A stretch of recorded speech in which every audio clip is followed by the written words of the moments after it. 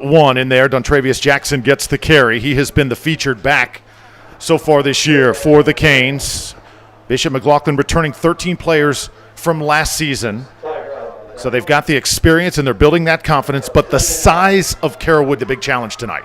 Absolutely, but that's where you've got to just get the ball outside, keep it on the edges. I think that's what Coach Stills is talking about. We'll just see how they can manage to play away from those big guys. Sometimes you actually run at them and block it, and then sometimes you run away. You just got to pick and choose your spots.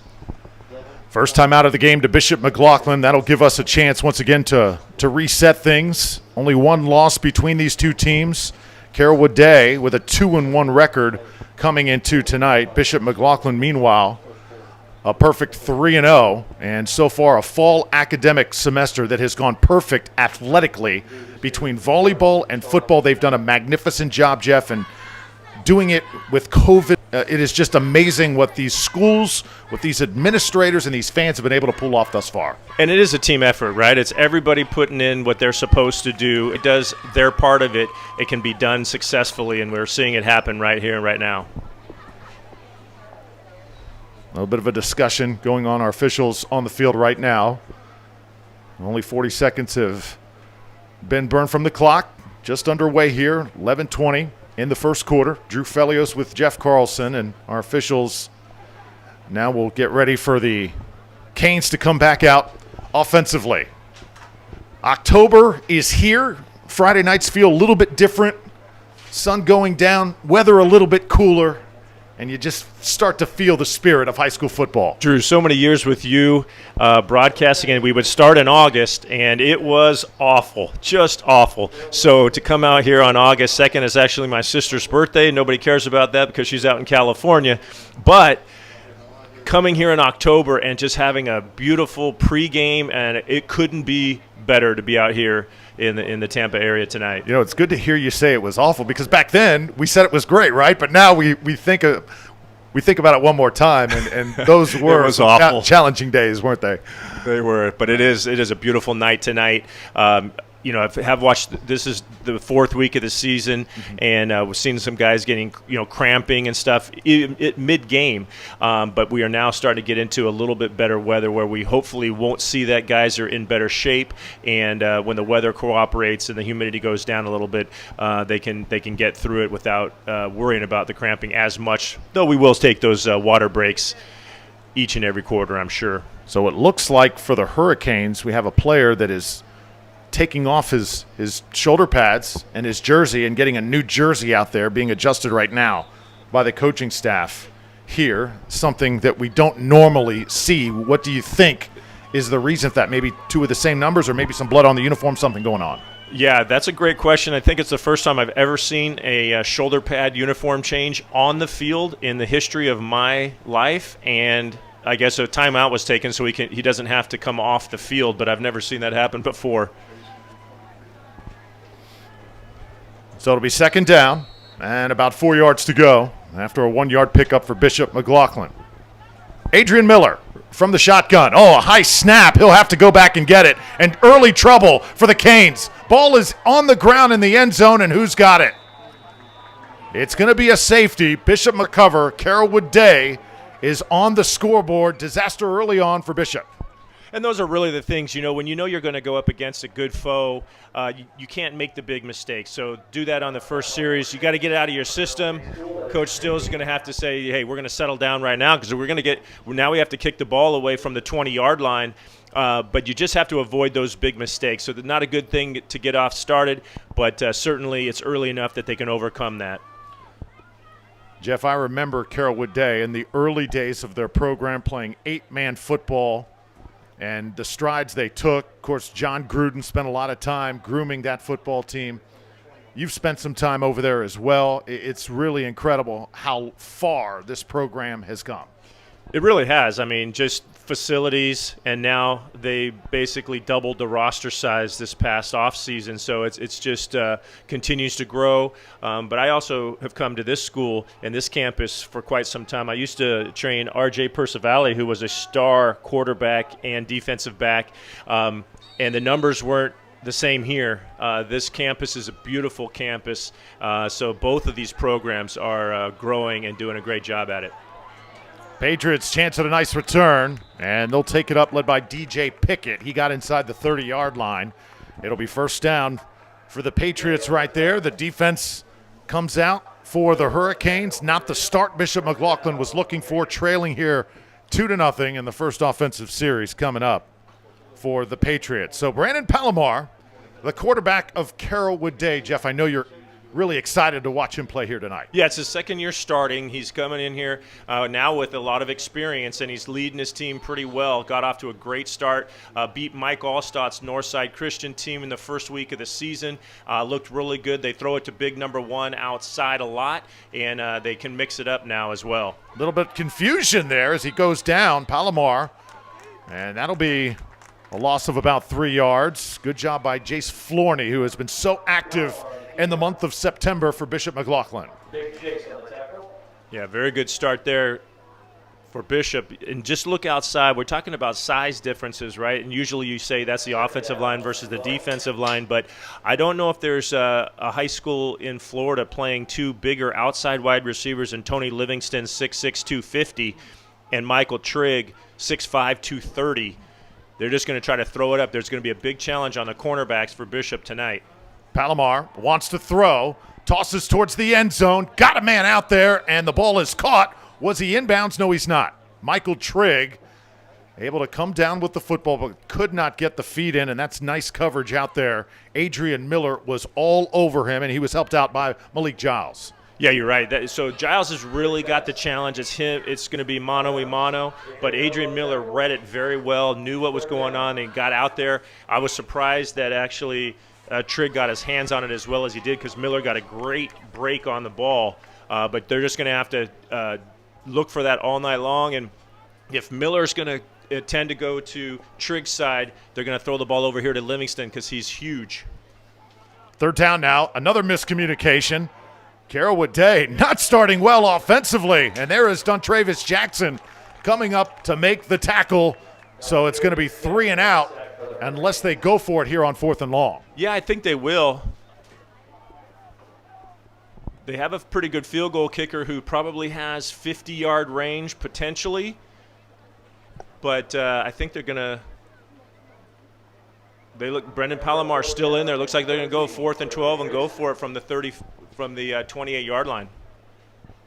A stop here on this opening series would be clutch for the Hurricanes. Get the football back to the offense and make a stand here on defense in their opening possession. What a statement that would make if they overcame that safety and bad field position here.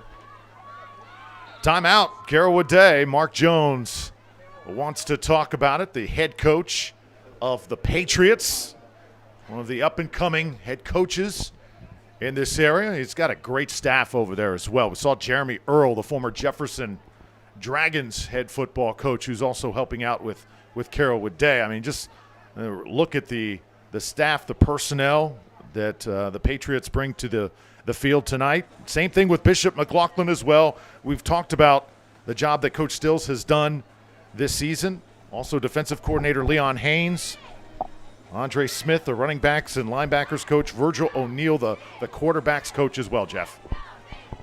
Yeah, I'm not as familiar with Bishop's, but I know Kenny Stills for many, many years, so I know he's put together a staff. That's one of the reasons they are 3-0. I mean, it's done on the field with the players, but we know how important it is to have the staff. Palomar trying to get out of trouble, throws it down the middle. It's incomplete. Once again, well played by the defense of Bishop McLaughlin. They got pressure, and James Conley was wreaking havoc in the secondary as well.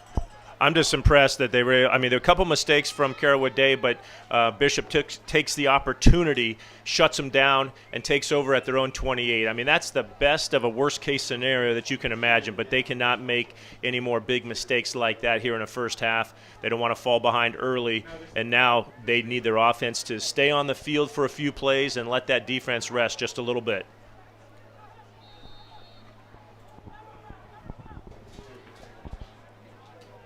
Second offensive series for the Hurricanes.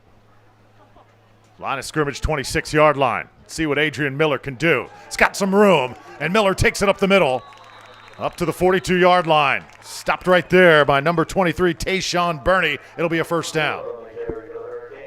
We know we're in store for some great runs from Adrian Miller and probably some good passes as well.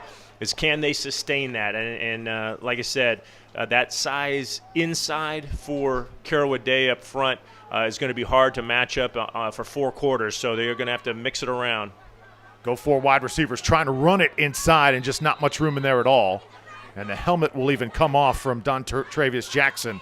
That's going to be tough sledding inside the tackles tonight. It really is, and that's why I think they're going to try to get the ball outside quick if they can, stretch them to the sideline. I've always felt like it doesn't matter what team you're playing, but when you're playing against an oversized up front, make those defensive linemen run sideline to sideline. I don't care if you throw it just left, then right, then left, then right. Make them run for the first half of the game, and then you hit them up the middle in the second half of the game when they're tired out. Second down, 14 yards to go. Hurricanes trying to move it here in the first quarter. Coming up on 8 minutes left in the quarter. Adrian Miller changing the play, and he'll get Jackson, his running back set. If he doesn't go quick. Able to just get the snap off, toss it right, and the coverage closes very quickly. That'll be a pickup, though, of about 4 yards. And making the catch, it was Andrew Baldwin, the junior wide receiver, squeezing it. Got it right back to the line. The original line of scrimmage would be 3rd and 10, but that was good execution. Got rid of the ball quick to Baldwin, and he actually had good defense there because he got hit right as he caught it and got thrown backwards. But they gave him that forward progression to the 43-yard line. Saw that hashtag, Jeff. Raise the bar. Hit us up on Twitter throughout the night. Send your tweets, especially your mean ones, to Jeff all night long. I can take it. Hey, I played for the Buccaneers in the 90s. I can take bad tweets. We didn't have tweets back then, but I can take the criticism. 3rd down and long for Miller. Miller gets out of trouble, looks down the field, and smartly takes it out of bounds. Picked up maybe about 2. Official will say he's out of bounds at the 45-yard line, and the punt team will come out on the field. Got to punt this one away, no question. Carrollwood Day was really in the that no-man's zone, right? When they were at 4th and 12, you punt it, you might pick up a couple of yards, and it was too far to kick, so they went for it. But here you're on your own side of the 50 at the 45. You got to punt that away and play some field position, make Carrollwood Day's offense work.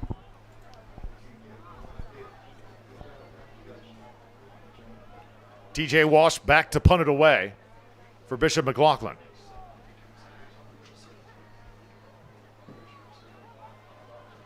And the ball is shanked, and it takes a bounce. Did it hit a Carrollwood Day player? That's the question. It was live there for a moment, and it will be covered at the 40-yard line. So a good job by Bryce Battle, heads up to jump on that football.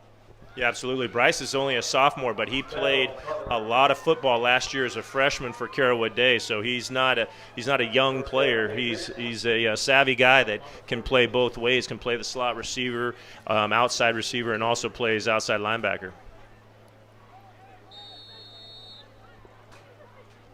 Second offensive series for the Patriots. Very uncharacteristic on that first possession.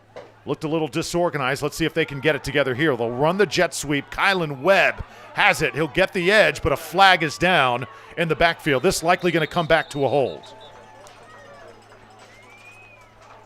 Webb on the keeper.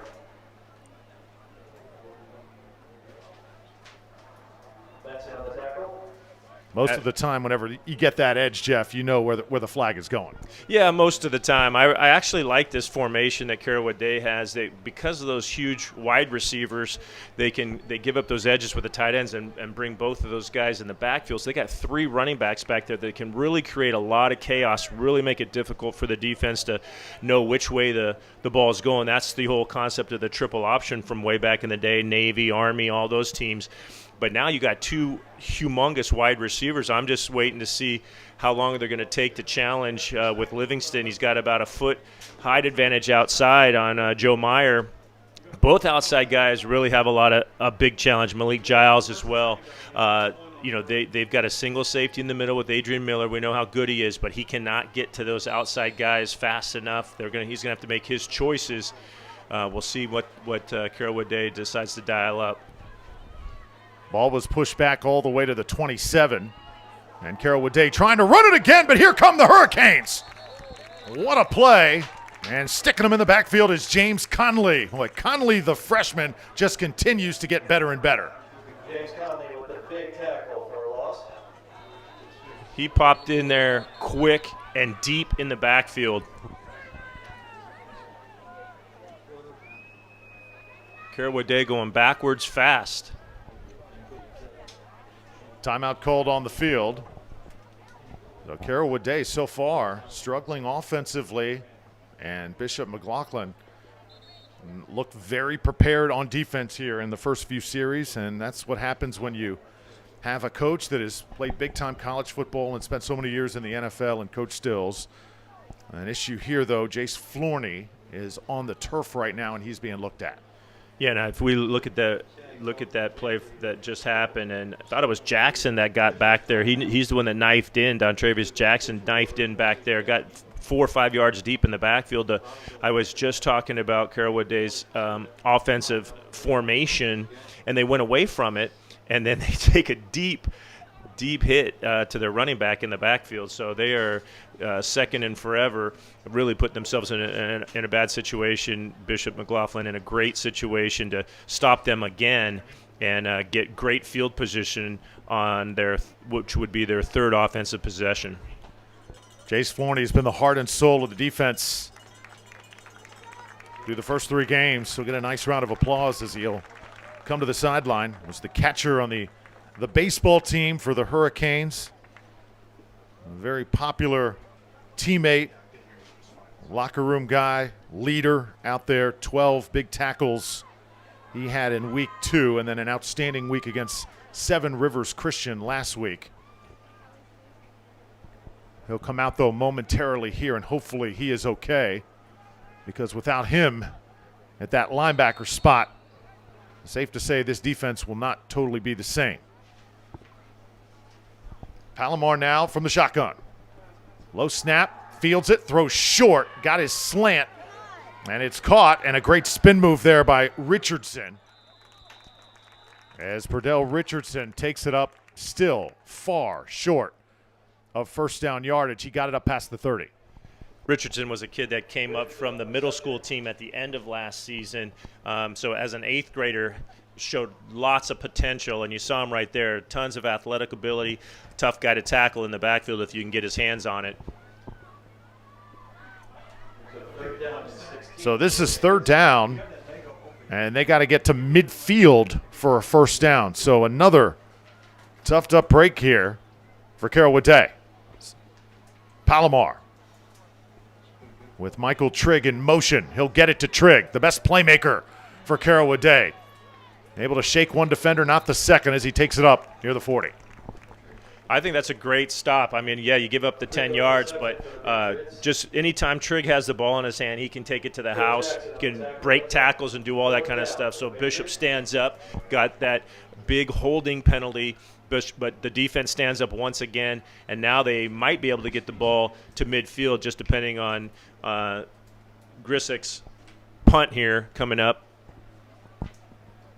Andrew Grisick, first punt of the night for the Patriots.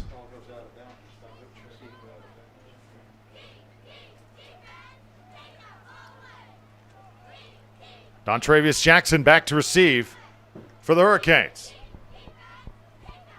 And this kick is shanked as well. So the punters having their issues early on, and we're going to have flags down, and this could give the offense for Carrollwood Day new life here. It looks like he ran into the kicker. Yeah, it should be an automatic first down. It's going to be roughing the kicker. I don't think it's an automatic roughing. It's a 15-yard and automatic first down. Doesn't matter if it was 35 yards to the first down or not or anything else. So they should get 1st and 10 for the offense. That's a bad break. It was a horrible kick, and then they ran into him after it. It wasn't because of the block that caused that bad kick.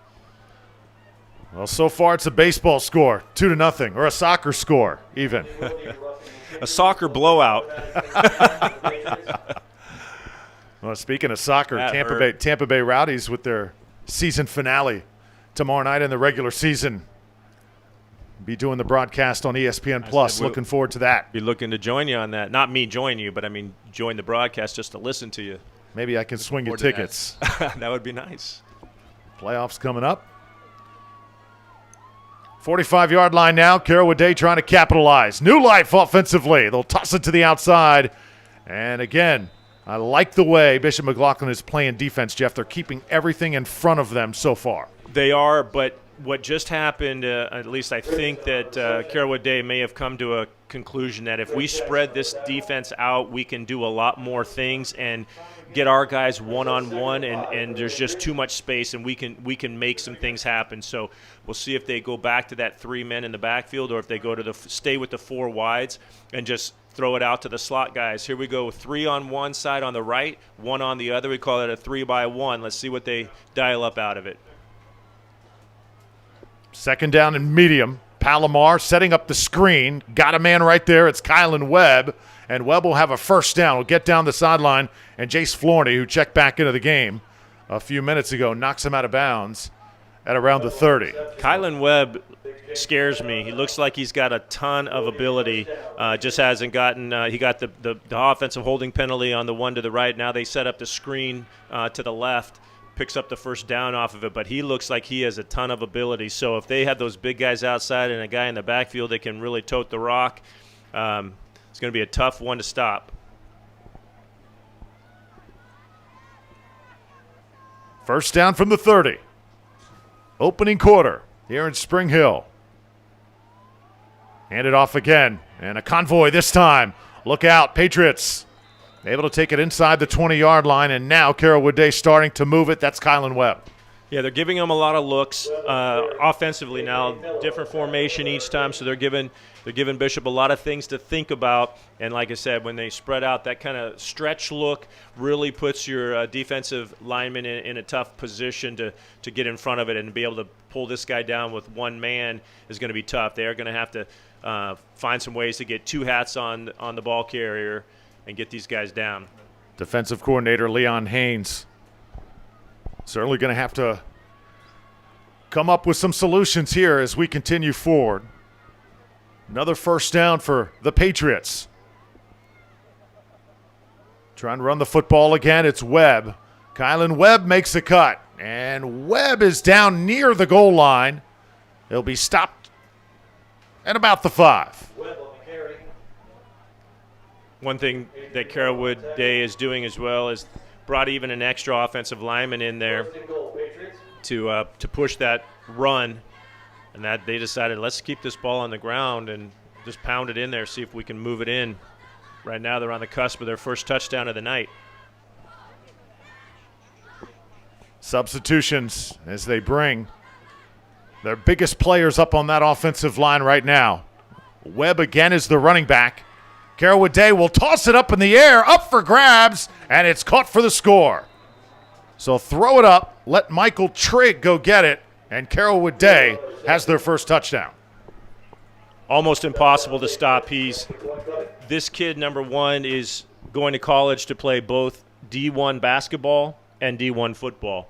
And you just saw him. He's a tight end, but he's also a power forward that can go up and just grab the ball, and then I'm not sure if he might just dunk it after he catches it. But they could do that in the open field. They choose to do it at the goal line, but they could do that all day and all night against just about anybody, because there's nobody as big or can jump as high and get that ball at the highest point.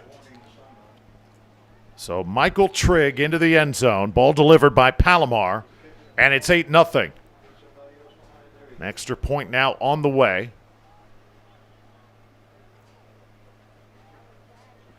As you see Liam Stevenson getting in position here for Carrollwood Day.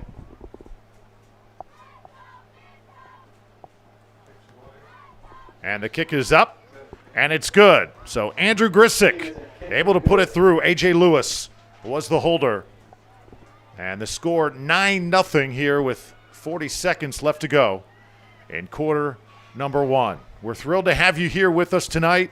watching on YouTube, Facebook, wherever you're watching. Bishop McLaughlin, their first game in October. And once again, Jeff Carlson, first time we've had a chance to work together in 6 years. So many great moments together in the past calling high school football. And hopefully we can maybe rekindle some of those moments in the future. That would be fun. I'm liking what we're doing right now, liking what we're seeing in front of us. I think Bishop actually, when you're down 9-0, that's not a good thing. But they had two major mistakes. The snap over the head caused the safety. They had Carrollwood Day backed up in a big-time way. They run into the kicker and gave them new life. That's what caused that. The defense has been on the field too much in the first quarter. The offense has to stay out there for a little bit longer, give their defense a break. But, I'm looking forward to us getting this thing going again. It's fun to see good high school football on Friday nights in the Tampa, Florida area. Kickoff team out there for Carrollwood Day. Bishop McLaughlin ready for it as well. Kicked high and taken at the 6-yard line. Kane's trying to set up a return here. Skill players have been outstanding this season. Malik Giles that time, the 6-foot-tall defensive back with a decent return for Bishop McLaughlin. He takes it out to the 28-yard line. Giles was the first guy that Coach Stills talked to me about tonight, right out of his mouth. Look at number 4 over there. That guy can do it all. Working with him on a lot of different things, but really spoke highly of him. He looks good so far. Got to go both ways. Got the biggest challenge on his back trying to cover number 1 on defense, and now he's out there on the left side. You see him on the side of your screen, number 4. Got a challenge on both sides of the ball.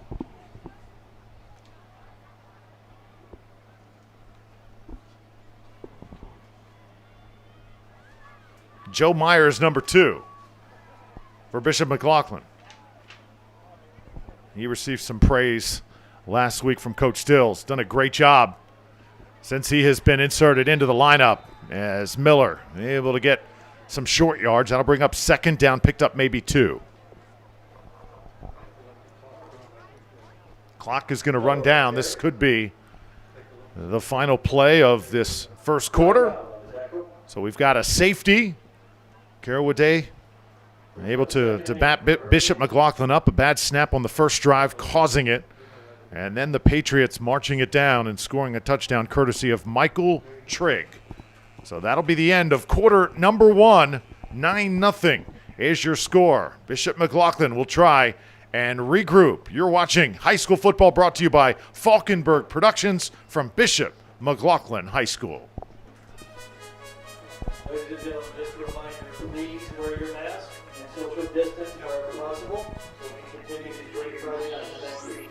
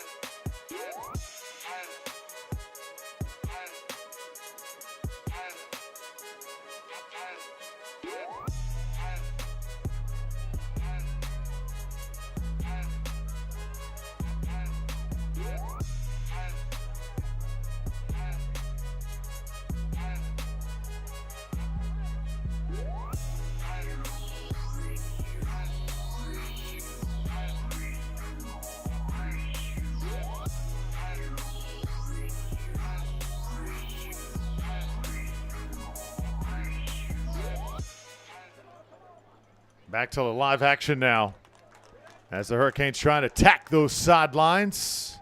And it's going to be 3rd down here coming up. That's a nice job by the Hurricanes. Nice positive gain on 2nd down. That was great effort by Jackson. Took the ball outside like we thought we were going to see, and he fought through some tackles there. Give them. They only have. There it is. Fine. Third and four.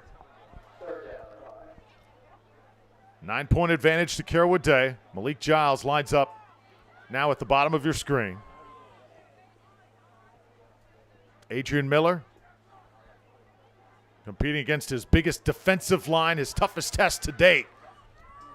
Trying to get out of trouble, throws it up and took a mean shot outside. That is going to be a roughing the passer as he goes out of bounds. This is going to be an automatic first down for Carrollwood Day. That was Ty Brown coming up and really lowering the shoulder when he was far out of bounds. Ty Brown is a super aggressive player, great linebacker, can run sideline to sideline and make hits, and he also can sometimes hit late, and that's exactly what he did right there.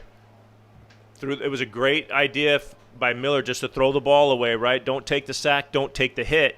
He ends up taking the big hit, but his team's going to have a first down with a personal foul. That's Carrollwood Day's first big mistake of the night, but gives their offense a chance to stay on the field. Does it seem like plays like that can ignite an offense too when that happens? Because everybody wants to stick up for their quarterback. Well, no matter what, you just give the team more opportunities. I think they started finding something here with Jackson throwing the ball outside to Jackson.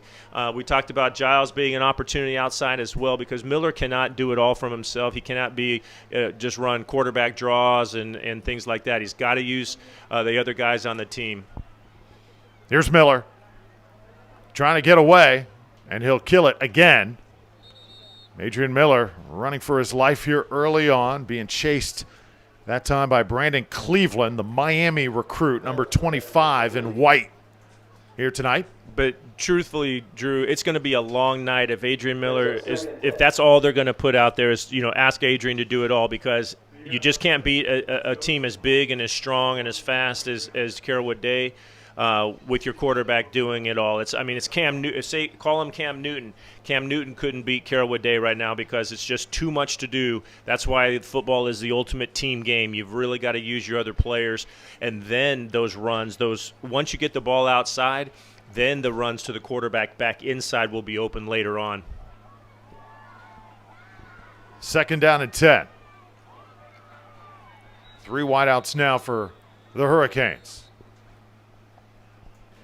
And this play going to be blown dead here before it happens. And we're going to have a delay of game call. That seemed quick. Yeah, that really did seem quick.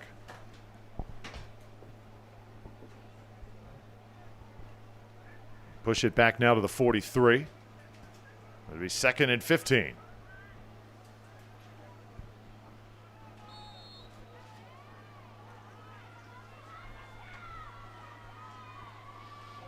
Looked like some early movement. They get it off, and that's a nice run. That's Dontravius Jackson, rather. Jackson gets it to the outside across midfield. He's not wearing number 1 tonight. Keep in mind he's changed his jersey after the first play of this game. So Jackson tonight in that 23. I thought you were supposed to do that on the sideline in secret. If you were going to change numbers, you want to do it in secret. He did it right in the middle of the field. Everybody saw him change to number 23, but he's making a big impact on this game. Now, I'm glad that he got good yardage on that because that was offsides by the defense and was not called. So he picked up good yardage, but brings up a long 3rd and 7.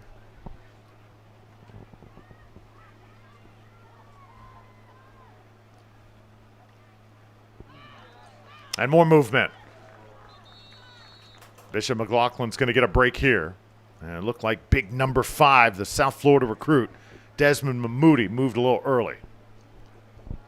Desmond Mahmoudi, you just said it, big number 5. He's usually big number 99, and you see him all the time. I actually recommended him. My son's at Florida International and recommended him to the coaches down there to take a look at him because he is a USF recruit right now as far as I know, but he is talented kid, talented wrestler as well. Might get a state title for Carrollwood Day in wrestling. 3rd and short. Jackson surging forward, and that's just a great run. Moving those feet, lowering the shoulder, and picking up a first down. And keeping the offense on the field, just like we're talking about. It gave them new life with the roughing the quarterback, gave them new life. It's 1st and 10. They get their first down, and they keep their offense on the field, keep Carrollwood Day from damaging them more on offense as well. These are the types of drives that Bishop McLaughlin needs tonight. They need to shorten this game, let that clock run, hold that football, and keep that defense of the Patriots on the field. Adrian Miller's got to keep his eye on the back judge. When his arm goes up, he's got 5 seconds to snap the ball. He's got to think about that, see that, so that he can, just to your point, shorten the game, and know, though, that because you don't want to take any more delay of game penalties. Hand it off to Jackson. Travius Jackson, more hard running, all the way to the 35. And the clock continues to run. Got a good block, too, from Jace Florney, his fullback. A number of Patriots getting up slowly on defense. They're trying to chase him. But, man, he's running through guys. Reggie Johnson getting up very slowly. That guy's been stalwart for Carrollwood Day for a couple years now. Son of former Seminole Reggie Johnson. Reggie Johnson was a legend. I saw that name, too, and there's a lot of Reggie Johnson. That's a very common name, but you just knew that was the Reggie Johnson. Jason Burton now will switch to the left side of the line for Bishop McLaughlin. Travius Jackson has been a workhorse on this drive. Toss it over the middle. It's open. Jack Miller's got it. And Miller racing to the end zone for the Hurricanes touchdown. Jack Miller. What a timely call. You're pounding it. We're talking about quarterback can't do it all. He's been giving it to Jackson, and then all of a sudden you unleash that pass right down the seam route. The free safety wasn't ready for it, and he races to the end zone. Stadium alive and well here in Spring Hill. Bishop McLaughlin is on the board against this Carrollwood Day juggernaut, and that lead cut to 3. You know, the home press box got pretty alive on that call as well. TJ Walsh will come on to kick the extra point. He has been dynamite so far, and this is going to barely clear that post. I mean, just beyond it, Jeff. That was by inches, barely good, and it makes it a 2-point game. Drew, you just made that the most exciting extra point I think I've ever heard. Get that ball over 20 yards over to get over the bar. That crossbar, I'm telling you, that thing looked like it was moving. It hung for a long time. It did. What a great drive by Bishop McLaughlin. I mean, again, the penalty allowed that to happen. And then I think that timely pass play was perfect. Obviously was because he slipped down the seam and the defense just wasn't ready for it. And Jack Miller made him pay. You saw a great speed, number 9. Good size, good height, and so you know we're talking about size, and Carrollwood Day has more weight. You know, if you put their whole team on a bus, Carrollwood Day's bus is going to weigh a lot more than Bishop. But there are some guys with size and athleticism on Bishop's side, and they just made this should be a 2-point game, I believe. That was a good extra point, right? Yeah, 9-7 right now. Advantage to Carrollwood Day, but you mentioned Jack Miller. He's only a sophomore. Young man who caught that touchdown. He is 6'2", and has just been outstanding as a freshman. Led the state in catches at one point last year. And there's a good job by James Conley on special teams, who continues to just be a terror.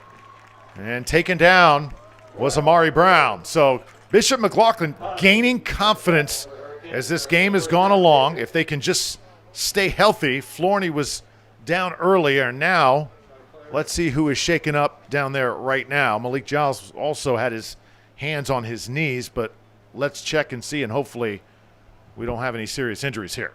Yeah, can't afford a lot of injuries, obviously, but bringing down Amari Brown is a big deal. That was a great tackle by Conley, because Amari Brown is a very good athlete and made it seem routine right there on the kickoff.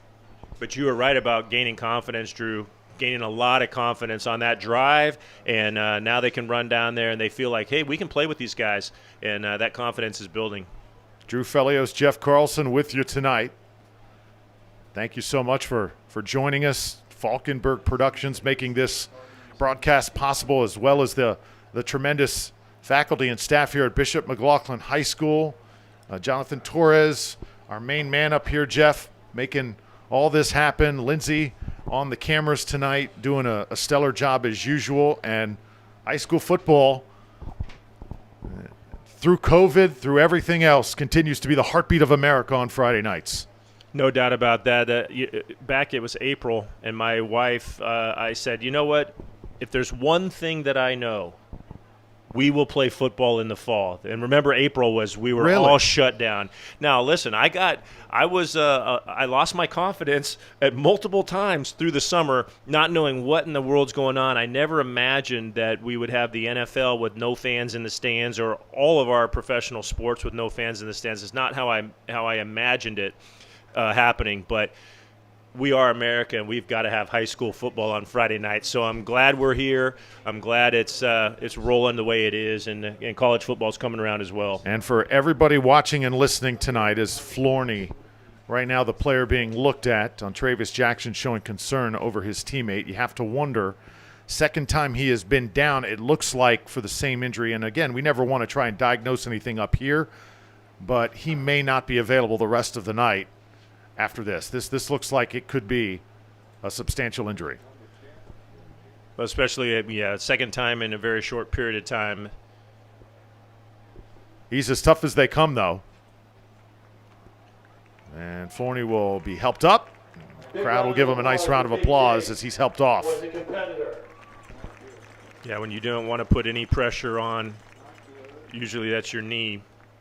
It could be, obviously it could be knee or ankle, but when you don't want to put any pressure on it at all, it's going to be a tough one to come back from.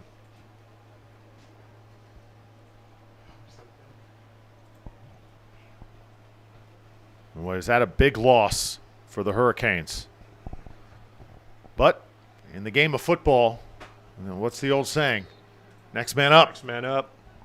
No matter how small your roster. Patriots go back to the ground game. They get a big surge this time and a nice gain up to the 40-yard line. And that was number 9, Anthony Carey. Good job on the tackle as Matthew DeHart came to apply the stick. We got another guy down. A player down at the 30-yard line. Training staff will come out again, and this is unfortunate because the Hurricanes had so much momentum after that touchdown. Now back-to-back injuries is going to halt that just a bit. Yeah, and that run, though, was a lot of room right down the middle of the field, or right down the middle of their defensive look. So that was not good for Bishop on that one, and now taking a casualty the second play in a row. And it looks like Trent Coleman out there, number 51, I believe. Trying to get confirmation of that as soon as he gets up. Yeah, it is 51, Coleman, right now being looked at. So 8:10 left to go in the first half. And for our audience who does not know Jeff played for the Tampa Bay Buccaneers back in the late 80s. Vinny Testaverde's backup. Also played for the New England Patriots. One of 2 all-time quarterbacks to suit up for the Patriots and the Bucs. Take a wild guess who the other one is. Starting quarterbacks. 2 men on planet Earth. Tom Brady just joined a very exclusive club. Let me just say that. So he and I are boys. He hasn't called me yet, though. I'm not sure what's going on with that. When he does, be sure and call me, too. I will, absolutely. I may be able to make some time. I need you to, when the two of us are together, it's going to be epic, right? So I need you to kind of make that extra point call, that kick right there. I kind of need you to do that when the two of us come together. It's Tom, it's Jeff. But only the way Drew Felios can. Trent Coleman being helped off. And that looks like nearly the exact same type of injury that Florney was suffering on the last series. Second guy that is not putting his left leg on the ground at all. That is not good. You look at the size differential across Carrollwood Day and Bishop McLaughlin right now. Canes at a major disadvantage. Palomar's got to go back to it. Perhaps a break here for the Hurricanes. He'll jump on the football at the 15. That's going to be a huge loss. And Bishop McLaughlin able to get a break again. Now, we'll take a sideline look and ask if the coaches are yelling, hey, if we get to 4th down, don't rough the punter. That is what they can't do. They were in this exact same situation, had a chance to get the ball with great field position and rough the punter after a bad kick as well. Roughed the punter and gave him an automatic first down. So I believe this should go to third down, right? That was second down or no? I think we'll check the stick. It says second down right now. I thought it was going to move to third, but regardless, it's still such a long distance that they should be able to get them into fourth down and get them in a punting situation. 7.5 minutes left to go, quarter number 2. Palomar again. Boy, the snaps have been tough for him to handle tonight. Trigg is going to be taken down by the shoelace, and that's done Travius Jackson make another big play on defense. Palomar is just working to try to get the ball from the center right now, having all kinds of issues. They get the ball outside to their big man. I'm not sure if they were going to throw a double pass because Mike Trigg back at Seffner Christian played quarterback when their normal quarterback was injured, so he can throw the football. I think they were looking to throw a double pass right there. But Trigg, he's got those big paws as a basketball player, and I think he put the ball down on the ground. He should have been dead right as soon as he did that. He's that guy. Remember, are you old enough to remember Walter Payton used to carry the ball in his hand? Absolutely. You can see that's what Mike Trigg likes to do. He likes to just carry the ball in one hand. That's going to cause him some problems if he takes that into college or when they play a playoff game or something like that. You got to put that ball away and protect it no matter what. But if you put the ball on the ground, the offensive player, it should be dead right then and there.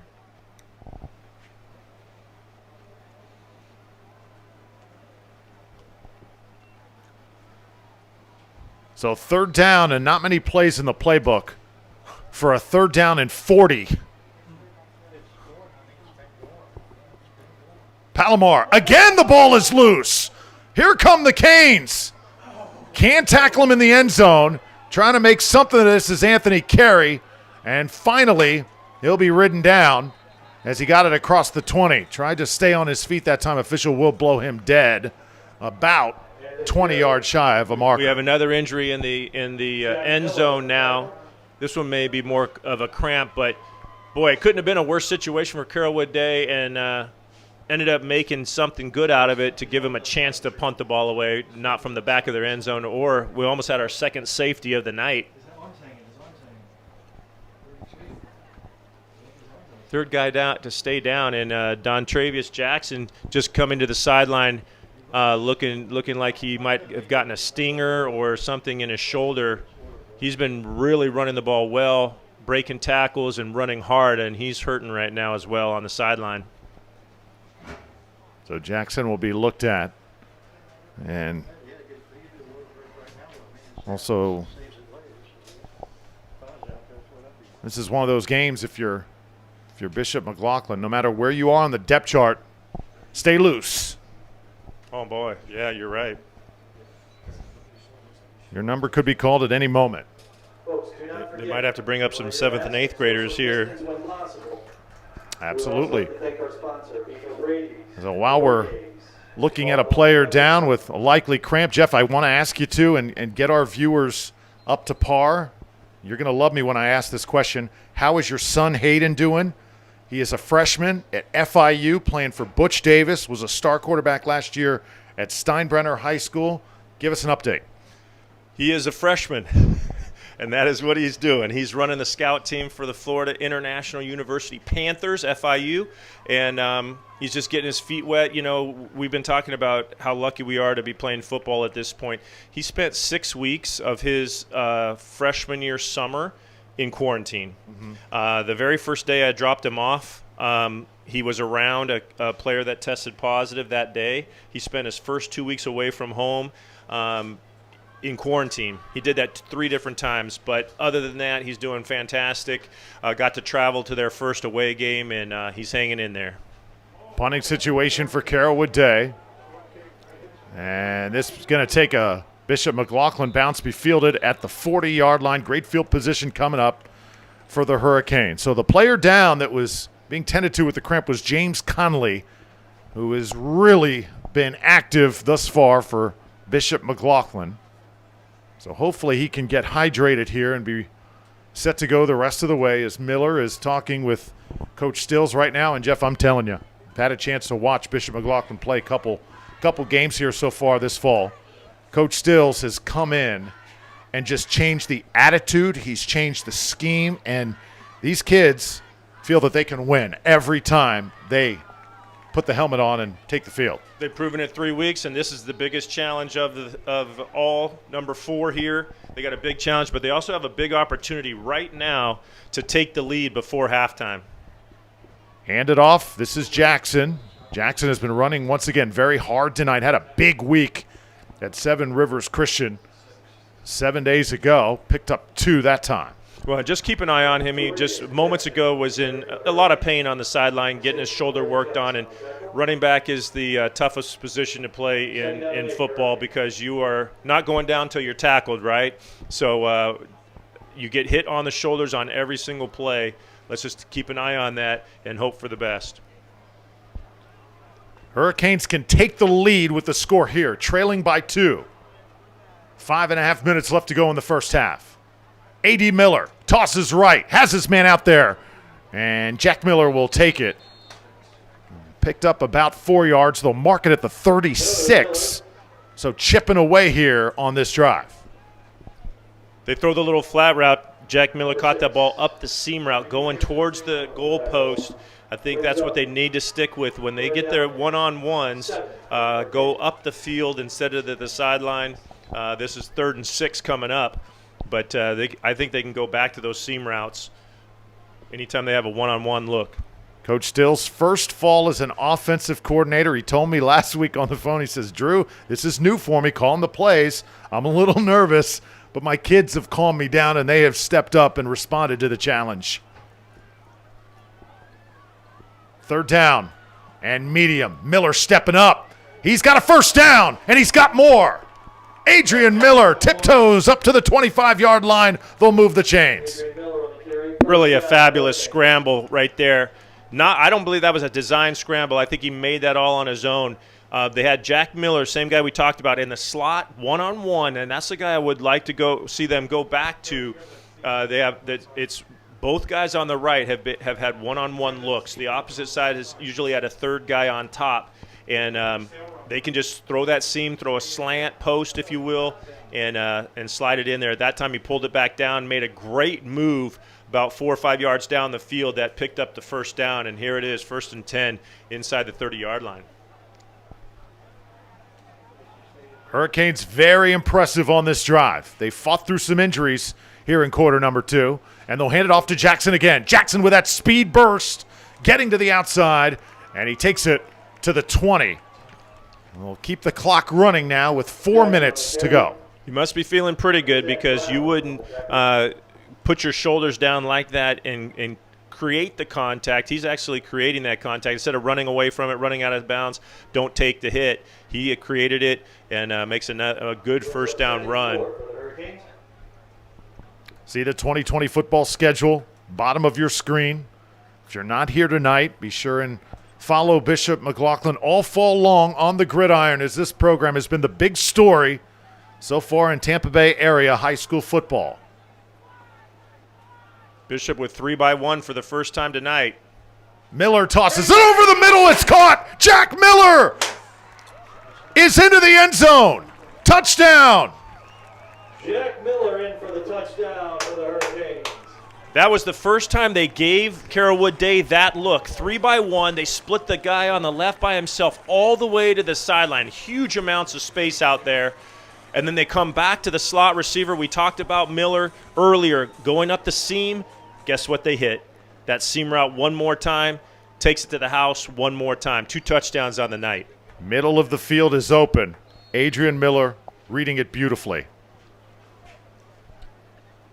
Big opportunity to stay in the lead as they go into halftime.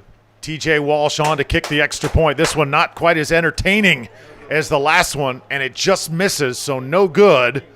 It's 13-9. Hurricanes will hold a 4-point lead. And, Jeff, I got to ask you at this point, Adrian Miller, he goes by AD, coming into this year, had not played football the past 2 years. They didn't know quite what they were going to get from number 7, but Adrian Miller III has been special through the first 3 weeks and now tonight. Well, they found out they have a football player. He's got skills, but he's also got that intuition. He's got that ability to make plays. So, I mean, I wouldn't call him a backyard kind of guy, but he did on that scramble that he picked up that important first down right before the touchdown pass. But first of all, he's throwing the ball accurately. It's a good, well-thrown ball. It's easy to catch.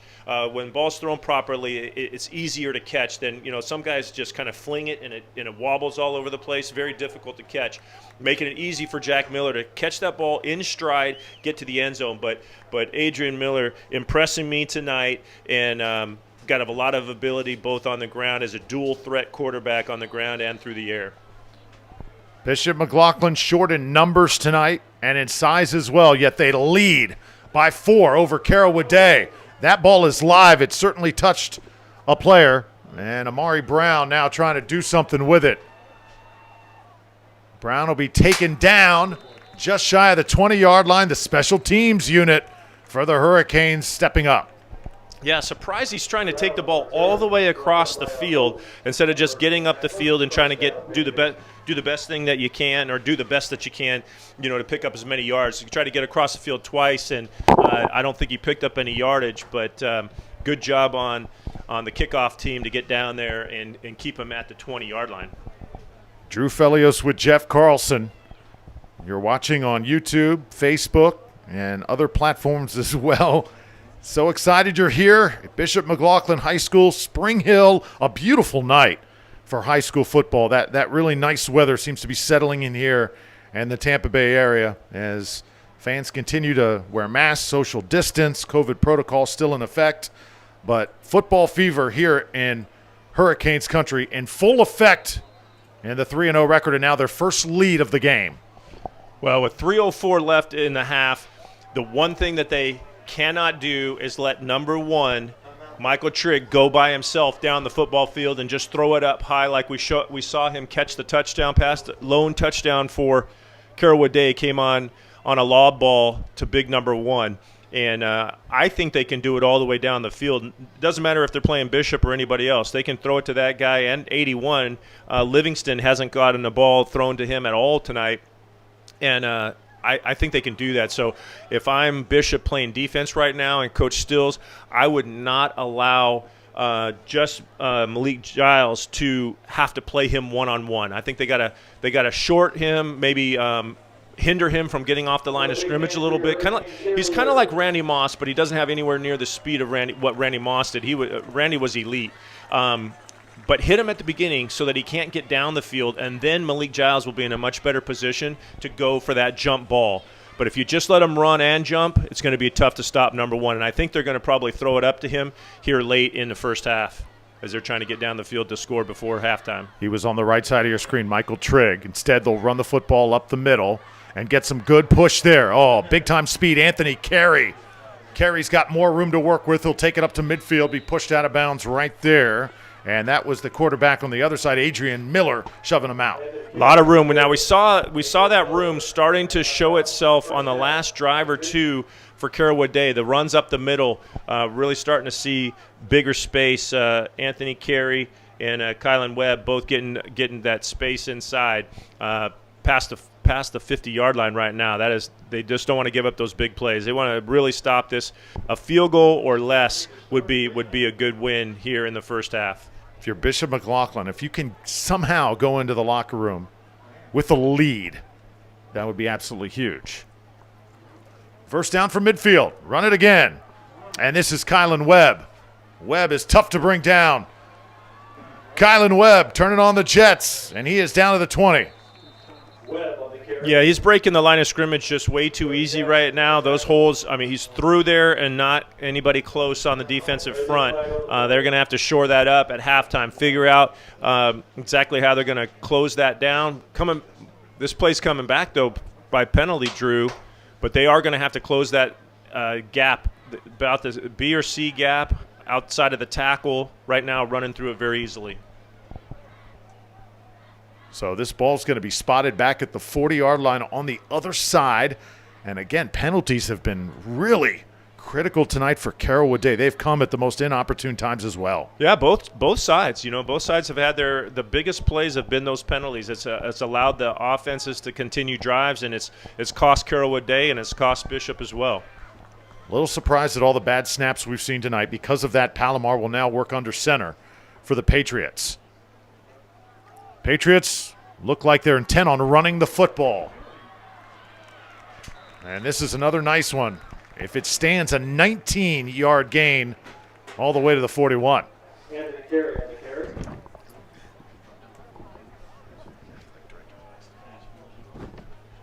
Matthew DeHart on the tackle. So Matthew DeHart comes up, makes the stop, and now it'll be 2nd and 1. The running game working right now for the Patriots.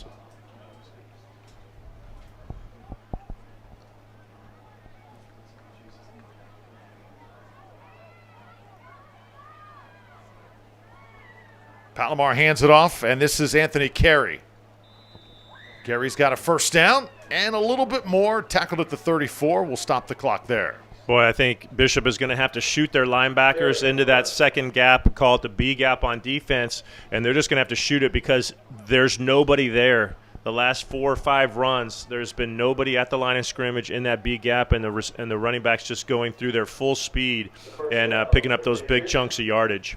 And, Jeff, I think the biggest reason for that, number 40, Jace Florney, not in the game. He is the plugger for this defense for Bishop McLaughlin, and without him, they are definitely a much different unit. Yeah, good call. But so check it out right now. Right on the right-hand side, there's a big hole there that a linebacker has to step into to stop this run. Richardson in motion, handed off to Webb. Webb with more good push. And nothing special right now from Carrollwood Day, just good hard-nosed running and running behind that beefy offensive line. But didn't pick up the first down, so Carroll. And it is 2nd down and short for the Patriots. If you're Carrollwood Day, do you continue to just run the football here? I'd be surprised if they try anything else. Well, the clock will stop for a second as they pick up the first down, but after that, they're going to have to throw the ball, I think. Webb tries to get to the outside. He'll be tackled. Clock will stop at 46 seconds, and they'll mark it a little bit inside the 20-yard line. Can't really afford to run the ball and stay in bounds anymore. So if they do run the ball and they don't pick up a first down and or score the touchdown, they're going to have to hustle up to the line and actually throw the ball as the clock will continue to run. But if they do pick up the first down or run out of bounds, the clock will stop. They've been picking up the big chunks, and it's less risky than the throw, but as they got close, they threw the ball to big Michael Trigg on the fade route. Malik Giles, I'm sure, is ready for it. First down. Run it right. Anthony Carey. And a good tackle made. Oh, we're going to get a flag, though. Looked like possibly a horse collar.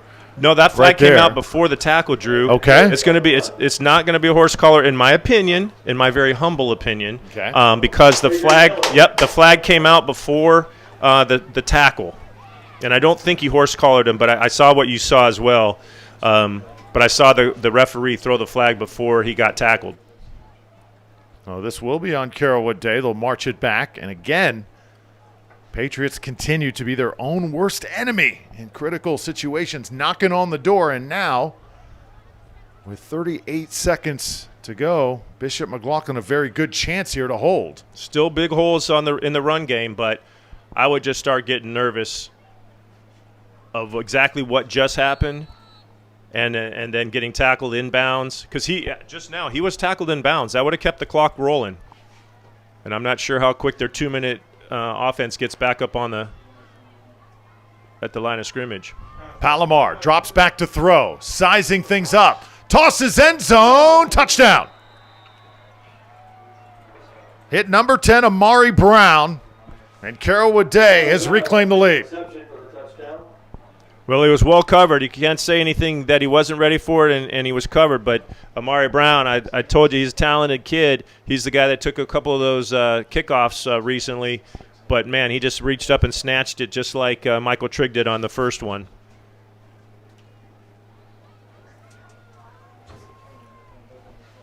So Patriots with a 2-point lead. This to make it a field goal lead. Andrew Grisick comes on to kick the extra point through. And a nice-looking kick is up, and it's good.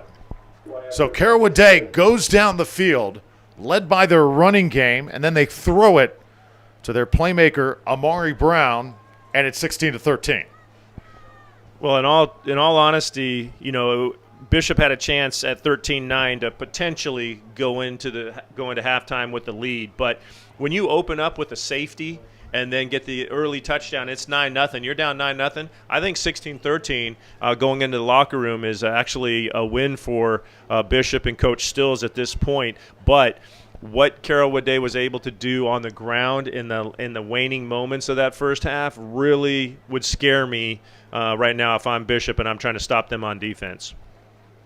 See, that coach and staff, well, they are getting the most out of every single player on the roster. That's what I love about Coach Stills and the way his coaches coach. Jeff, I'm telling you, watching Leon Haynes and Andre Smith and Virgil O'Neill do their thing, this staff is special. 31 seconds you see on the clock as we come to the end of half number one. Bishop had scored 13 unanswered points. Carrollwood Day, though, answers. And here we have a three-point game. Bishop found ways to score twice, right? And not too big plays, not too hard. They got him down and threw that ball down the seam, down the middle, and scored from long distances. So they've got their offense rolling as well. An entertaining football game here in the first half. Grisick to kick it away. Line drive. They'll let this one bounce, and it bounces out of bounds. That'll draw a flag, and Bishop McLaughlin now will have it with 31 seconds. So right now, if you are the Hurricanes, you're going to get it after the penalty, Jeff. Do you try if you're Coach Stills, maybe one more shot, or do you say, you know what, let's take this thing to the locker room? I think you hand it off to your playmaker, Jackson, and just see what he gets. If he can get a 25-yard gain on the ground, then you might try one more throw, but not down here. Don't risk giving up another field goal or a touchdown on trying to get too greedy before halftime. Like I said, I think 16-13 after the start is a win, and they know that they can move the ball. It's just about stopping Carrollwood's running game at this point.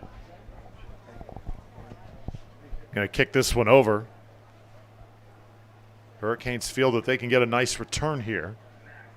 And they got the playmakers to do it. I'm telling you, when you got guys like Conley and Jackson and Malik Giles back there, they can certainly break loose at any time.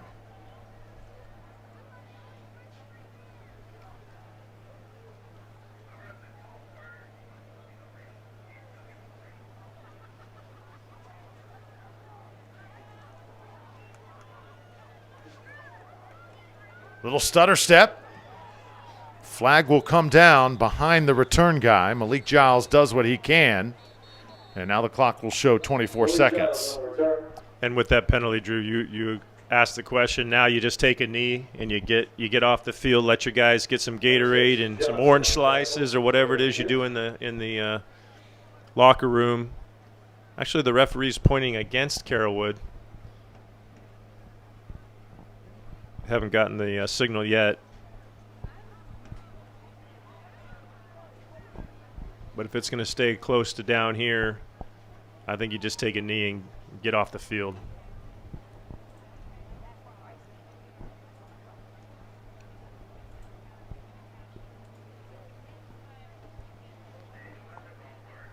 Big loss so far for Bishop McLaughlin. Jace Florney is on the bench right now, still being looked at. And then you got Trent Coleman as well. A couple injuries of some key players tonight wearing blue and gold. First down, 35-yard line for the Hurricanes. 24 seconds left to go in this first half. Miller's been the story. Hands it off. Jackson, another burst of speed. I'll tell you what. This young man is just fun to watch. Doesn't get out of bounds, though the clock will still stop after the first down. 14 seconds to work with. It's going to stop, but it's going to restart on the referee's signal. He should have run out of bounds right there so that you could have set up and had plenty of time to start your next play. Now it's going to the clock's going to restart. They're going to lose 4 or 5 seconds on the restart here. Here it goes. We just wound the clock. Look for Jack Miller one-on-one again. Clock still stopped at 14. And now it starts running. And now, let's see. Did not see it snapped officially. Let's see what happens here. You get a false start here. Not sure if the referee is going to keep that clock down on the field, but it should be down to about 5 seconds. That's what it reads right now, 6 seconds to be exact. And a timeout. So it looks like Coach Stills, I like the aggressiveness still putting in the hands of his players to maybe come away with some points here to end the first half. Absolutely. Great run by Jackson, but he did make the mistake of not running out of bounds because all of what's going on now is because he didn't run out of bounds. If he would have run out, then they would have had to make this hurry up right here. But he's had a fantastic first half overall. Thought he really took a significant shoulder injury, and he's come back and doesn't show any ill effects. So they're ready to go. I think the combination of Miller at quarterback, Miller at the slot receiver, and Jackson at the running back it can give CDS a lot of fits here in the second half as well. If they have enough horses to stop them on defense and to keep going for the entire 48-minute football game. 16-13 your score. Drew Felios with Jeff Carlson. Thrilled to have Jeff back in the booth with us here this week. Also spent a little time helping out the staff at Carrollwood Day over the years. You know these players very well. I've been privileged and lucky to work with Bishop McLaughlin this year. I think it's a great combination here tonight. Absolutely. Now, this has been a great school. They have beautiful facilities. I pulled in for the first time in a few years and saw the big beach volleyball area. I said, hey, I'd be spending some time over there. I love that. But it always had great facilities and great people, and Coach Stills is doing a great job putting a great product on the field as well. 6 seconds to work with. Miller is going to go down. So that should bring it to 0, and it'll be the final play of the first half. Hurricanes trailed by 9, came back, took the lead, and now head to the locker room down 3, 16-13. Second half coming up in about 15 minutes from Spring Hill, Bishop McLaughlin 13, Carrollwood Day 16. You're watching high school football brought to you by Falkenberg Productions. Your halftime score. Bishop Hurricanes 13, CDC Patriots 16. Do not forget to wear your mask and please social distance where possible.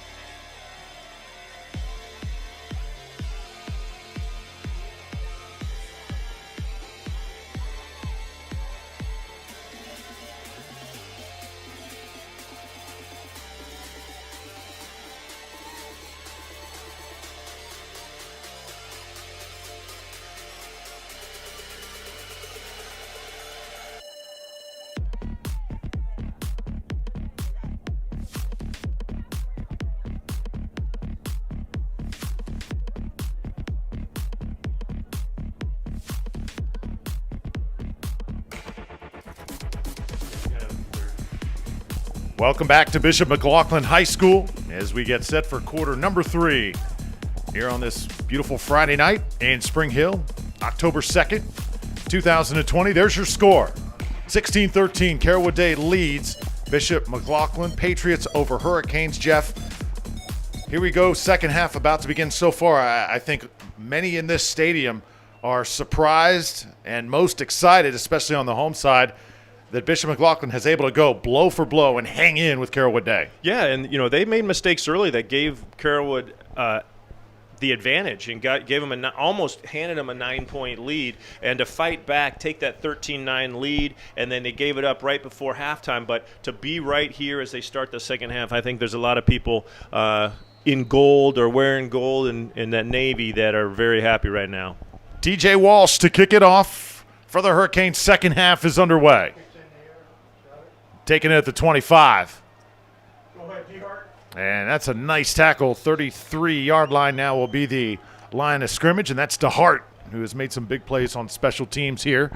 So at the end of the first half, the Patriots and those holes were opening. You could drive trucks through some of those holes the offensive linemen were creating, and I think that may be the big key for the Canes in half number 2, try and slow down that run. Yeah, absolutely. That's what we're going to watch right now. We're going to find out literally on this first drive if they made the adjustments and are going to be able to have the manpower to fill the hole on the run and see if they can slow down the very impressive Kylan Webb from the first half.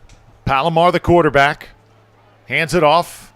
Good push. And this is Anthony Carey. He'll get about 6 up to the 40. He's coming hard downhill. They're going to have to be stout. Those linebackers are really going to have to feel hard to try to keep him near the line of scrimmage on that first contact. Saw several bad snaps in the first half. Little surprise, Palomar continues to work out of the shotgun. Run the ball again, it's Carey. And another nice gainer will take it across midfield. Anthony Carey will have a first down at the 48. Drew, this day and age, you said that stay in the shotgun. It is almost 100% shotgun. It is. Little league, high school, it doesn't matter. They're 8 years old. They're doing shotgun, high school, college. And the pros will still be under center. They're about the only ones that will be under center on 1st and 10, and even then, not all that often. Toss it outside this time. Michael Trigg. He's a playmaker. Gets a good block from his wide receiver. He's down the sideline. And he's going to score. Was able to stay in bounds. Michael Trigg goes 48 yards for the touchdown. Yeah, like I said, in the first half, whether they throw it up like a basketball or just get it outside to him, he's going to be a tough guy to stop no matter what. And once you put your resources inside to stop the run like they've needed to, then you throw it outside and there's nobody to help because they're all inside trying to stop the run. And that's the game right there.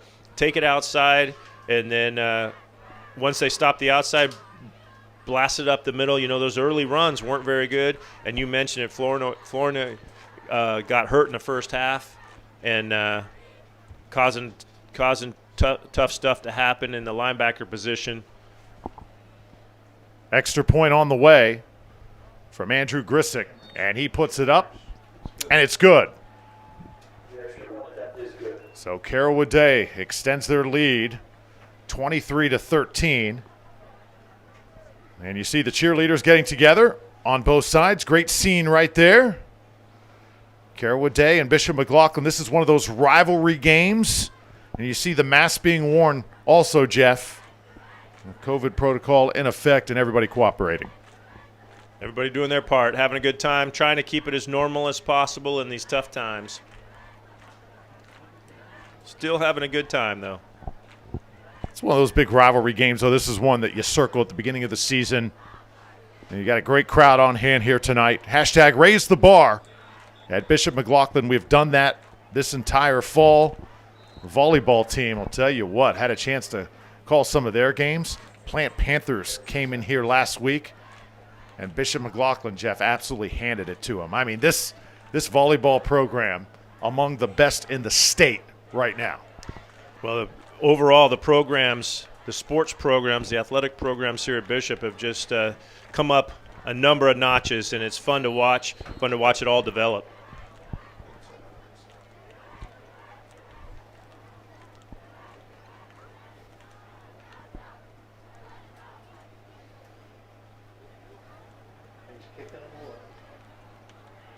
This kick is taken inside the 10.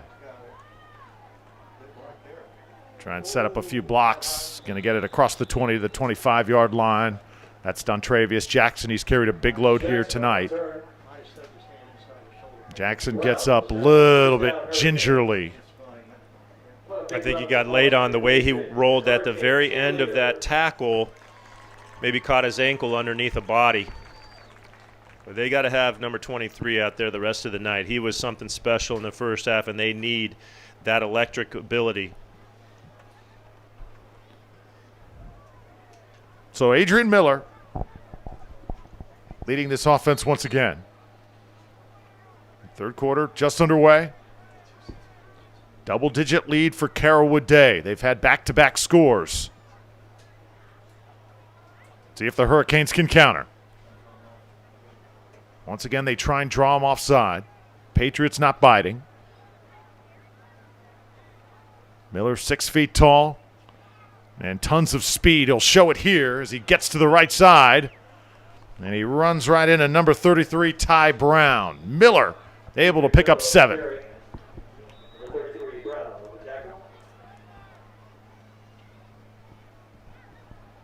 We got a Hurricane player down in the middle of the field. Slowed down the first half of the game. It was very fast-paced because the clock kept running, a lot of runs in the first half, and the only thing that really slowed it down were the penalties and the injuries, whether this one looks more like a cramp. But I think we did sustain some serious injuries, more serious injuries in the first half. But that was the only thing that slowed the game down. But what Miller just did, I think the combination of Miller and throwing those balls like we saw in the first half in the seam routes or slants to the one-on-one side, not to the side where they keep the safety over the top. If they stay to the one-on-one side, I think they're going to have a lot of success. Drew Felios, Jeff Carlson coming to you from Spring Hill and Bishop McLaughlin High School. Tampa Bay Buccaneers back in action this weekend. How about the Bucs? At home once again so far. They, of course, the setback in week 1 to New Orleans, but very good the last few weeks. Hey, I don't know anybody that really thought that the Bucs should beat New Orleans at New Orleans in the first week of the season with no preseason, no off-season practice. I think it went down just the way it should have, but now they're in a groove, and they're gonna turn into one of the elite teams in the NFL. Nice round of applause, and that is big number 54, Luke Capuccia, coming off. He looks like he'll be back. I think that's a cramp.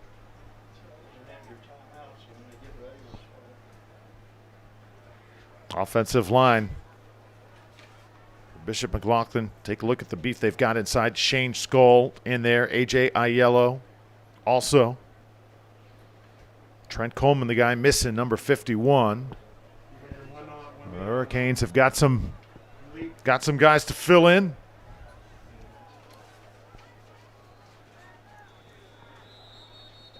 They got a tight end, number 61, playing in a eligible position right now. I think they're trying to find somebody that can maybe be a receiver as the tight end. Not sure what they're looking for. I think it was a personnel issue, though. They called timeout. Looks like they're trying to get –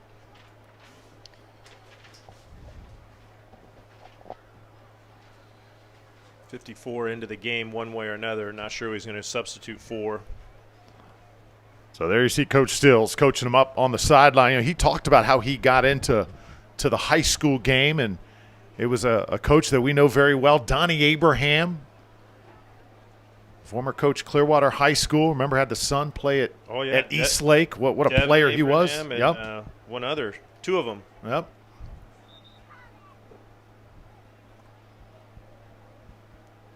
And Coach Stills spending time at IMG, coming over here to Hurricanes country and just reviving this program. Jeff, they had 3 wins in their last 3 years. Only 3 wins total.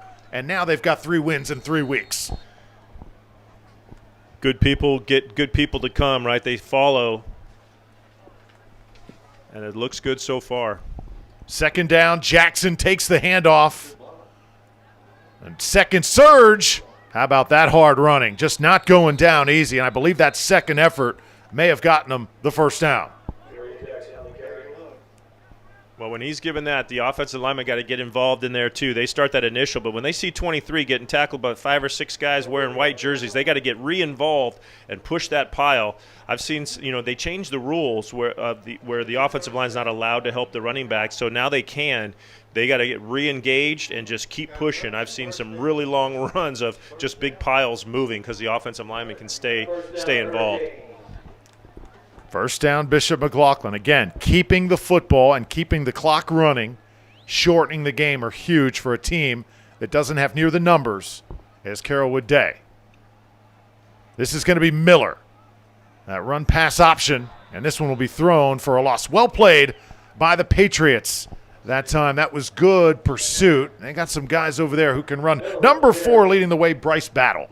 Well, Bryce Battle was out in the slot, not covering the slot receiver far enough, and there's no safety over the top. That is a huge thing that Kenny Stills needs to get some, maybe a coach up top to tell him that they have got to take advantage of that. They've got the linebacker. Bryce Battle looks like he's got a stinger in his shoulder. He looks like he's hurting, shaking his arms around. That's normally – stingers don't go away, Drew. I've had stingers in my neck for a lot of years, and I know what the signs are. And Bryce Battle's trying to fight off some pain, shooting down his arms right now. But that last defensive look gave Bishop something to throw the ball to. Now it's on the short side of the field. It doesn't look quite as good. But if it's on the far side, they got to go to that throw instead of the run. And this could be another delay of game.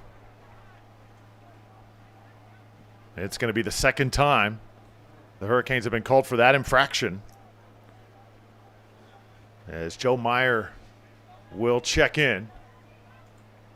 And we're going to have second down and about 16 yards to go for the Hurricanes. Their first drive of this second half.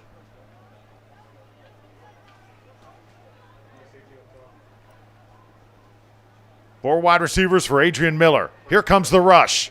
Trying to get out of it. Adrian Miller gets what he can. It's not much. Up to the 32, was met by 2 Patriots right there. Well, he got what he could. I thought Mahmoudi got held and got kind of thrown down and held. I'm surprised the referee held on to his flag there, but it's going to be 3rd and long.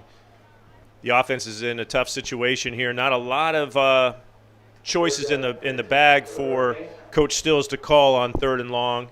Right now, as they get a little bit of depleted offense.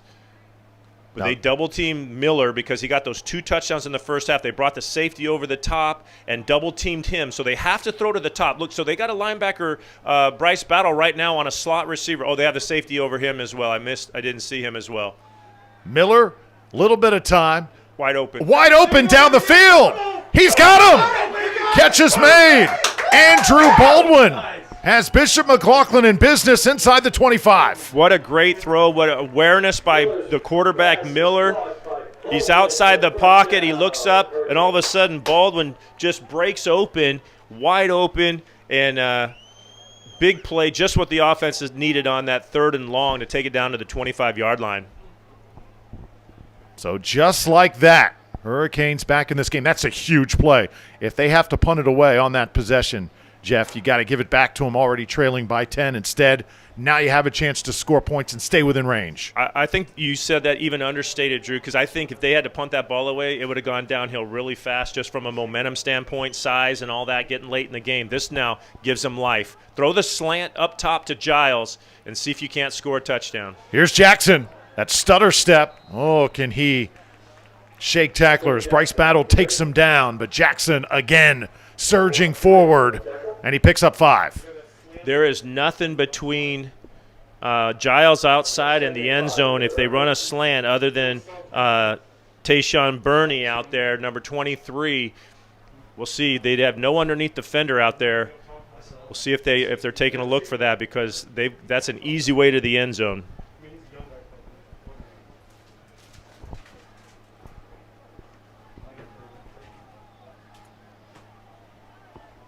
Another impressive drive by the Hurricanes, trying to keep the crowd in it and stay in it. Their undefeated record on the line here tonight. Miller, once again with time, throws that inside slant, and it's incomplete. Good coverage as DJ Pickett was in very good position that time, and the intended target was Malik Giles. Well, that was a very similar look, except for the opposite side. They had it out wide to the left. Now they put the 3 receivers to the wide side of this field, put Giles to the short side, and still the slant was wide open. It was just out in front of him, just a little too far for him to nab. But that was the look. That is exactly what they should have done, is gone to that, and they can go back to it. The way Carrollwood is defending them, that is open on both sides of the field. They can take advantage. Another player's down. That's been the story for the Hurricanes here tonight. Both teams have had players shaken up, but Bishop McLaughlin has certainly had the worst of it. Trent Coleman is out. Also Jace Florney, key linebacker, and gold and blue. And now another player. You know what's funny, Jeff? You think you get out of September and you think that those cramps are over. But here we are in October, and they're still happening. Is slowly getting up is number 54. That's Luke Capoccia. Same player that had it earlier, and it's just hard to keep going. Once you cramp, you're going to keep cramping, and you just try to survive the best you can. And I tried to will us into we've got great weather, humidity's down before the pregame when we were talking. But, yeah, they continue. My son struggled with those. Even he's playing quarterback. He's not going both ways, playing, lineman or whatever. And he still struggled, and even in the good weather. So you can try your hardest to hydrate the best you can and still can't avoid those cramps sometimes. So 3rd down, and call it about 4 for Bishop McLaughlin. Confusion in the formation. Got to waste. This is a burning of a timeout here. This is something Coach Stills didn't want to do. We came out of the injury, Drew, and didn't line up correctly, so you take a timeout.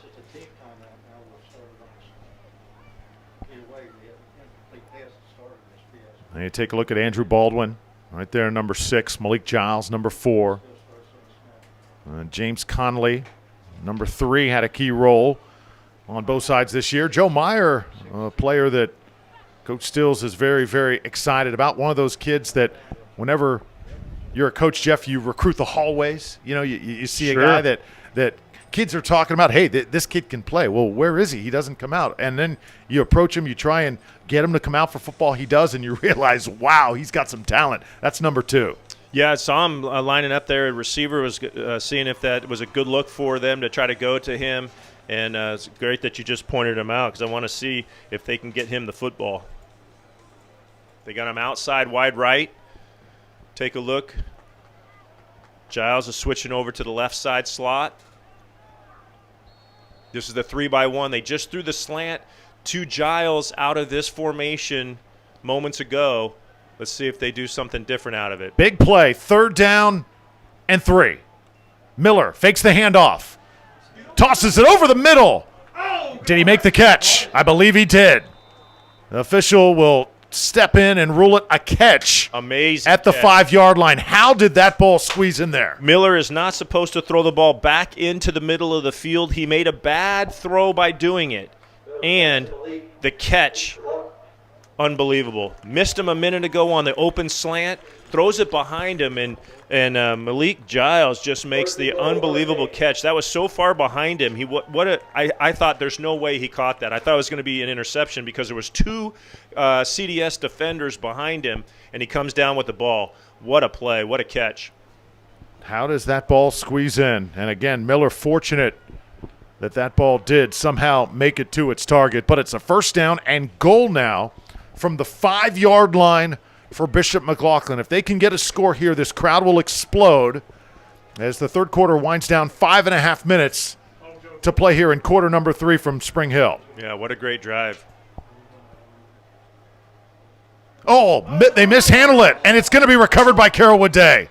The exchange was bobbled, and it winds up into a white jersey, and just like that, Carrollwood Day will get the turnover. I believe Bryce Battle came up with it. Yeah, it got booted. It got bobbled at the beginning, dropped down to the ground, and booted right into Bryce Battle, probably right into his stomach. He might not have been able to do anything to help catch to pick up that fumble. But oh man, talk about disappointing, putting it down there on the 5 after that great catch and now turning it over. Down 10, 5 minutes left, still plenty of time though. As a quarterback, Jeff, when you're running like crazy like Miller has been doing as of late, sometimes those easy things you kind of forget. Catch it first, hand it off, basically make it clean. Those little things can come back and bite you, huh? Oh, absolutely. Exhaustion right there. You can make little things, mistakes happen, that's for sure. Defense comes up, able to make the stop. Dontravius Jackson, another good tackle there on Kylan Webb. Drew, I think that's their best stop on defense for the last since the end of the first half. A 5-yard gain. There's been huge holes. Again, we've got guys coming off the field still cramping. So they're just trying to fill holes right now with bodies, warm bodies right now. Just get in there, please. Just do the best you can. And that was the best right there. 5-yard stop. They're going to have to tackle the football and try to create a turnover because I don't know that this defense can stand up. Run the ball one more time. And a nice hole once again. Look out. This is Kylan Webb. Webb staying on his feet. He's got another first down and more across the 30-yard line. They're able to kick out the defensive end and come inside of that each time, and the linebacker's not there to make that tackle. That's why they're getting those big runs. They're creating a hole between the defensive tackle and the defensive end, and been able to get a body onto the linebacker, and there's just that big hole for them to run through.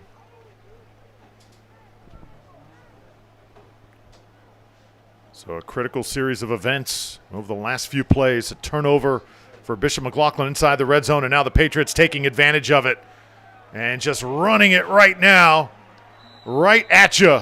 No stopping them here at the moment. That's Anthony Carey with another monster game. Well, Adrian Miller did what I was saying, tackle the football. They had 3 guys trying to drag him down, and Adrian Miller tried to pull that ball out, but he would have none of that. Did a good job getting to the ground and still holding on. Another player down for Bishop McLaughlin at the 40-yard line on the other side, as there's 4:07 left to play in the third quarter. And Coach Stills, you see him going back and forth now on the sidelines. He's looking at his bench and saying, man, how many more bodies do I have? We've been so banged up tonight and so many guys getting a chance to contribute. But, Jeff, you're right. It's just a matter of, hey, who's healthy, and just go in there and try and contribute the best you can. That's all you can do. I actually, before the game, Coach Stills said last year, I think he was referencing last year, he said they started with 11 players and went home with 9. It's kind of hard to do. And so they've got more bodies this year, much more talent, better program that's being developed right now. But it's still tough to get through these nights on Friday nights in Florida. Matthew DeHart gets up, walks off the field gingerly. The trainer has been busy here tonight.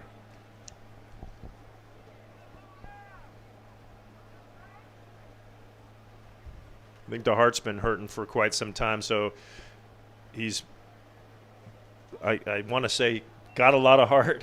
Yeah. But it's too easy to say that, right? So, but he was hurting earlier. I saw him limping earlier, so he's been just trying to hang in there as well. Quarterback has it here. Palomar with a rare keeper. And he'll get a good gain and a good reaction from that Patriot sideline. He doesn't get a chance to do that very often. He started this game. Ball was flying everywhere, and he is settled in nicely now under center. Yeah, and well, one thing you get out of Brendan Palomar is an effort, and he will break tackles and run hard whenever he does pull it down. You're right, he hasn't had to as much. Last year, boy, he had to run around for his life many, many times, but he would never go down easy.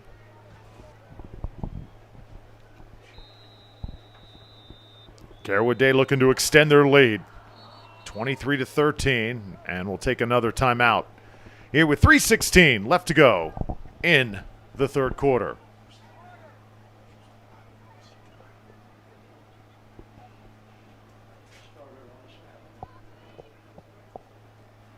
Drew Felios along with Jeff Carlson, defensive coordinator Leon Haynes running that 3-4, also a 4-2-5, old school football.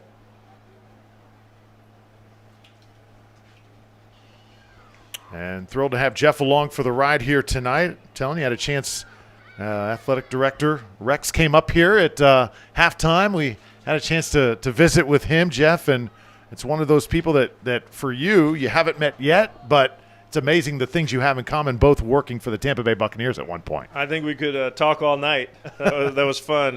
Liberty University, Weber State, just, all the connections and people that we know, Buccaneers. That was fun.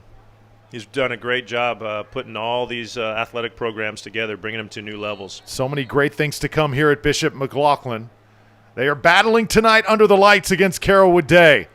Patriots, stick to the ground game. Kylan Webb. And there is Jackson. Boy, Jackson has had himself a night, hasn't he? Well, I heard USC was here because of Mike Trigg.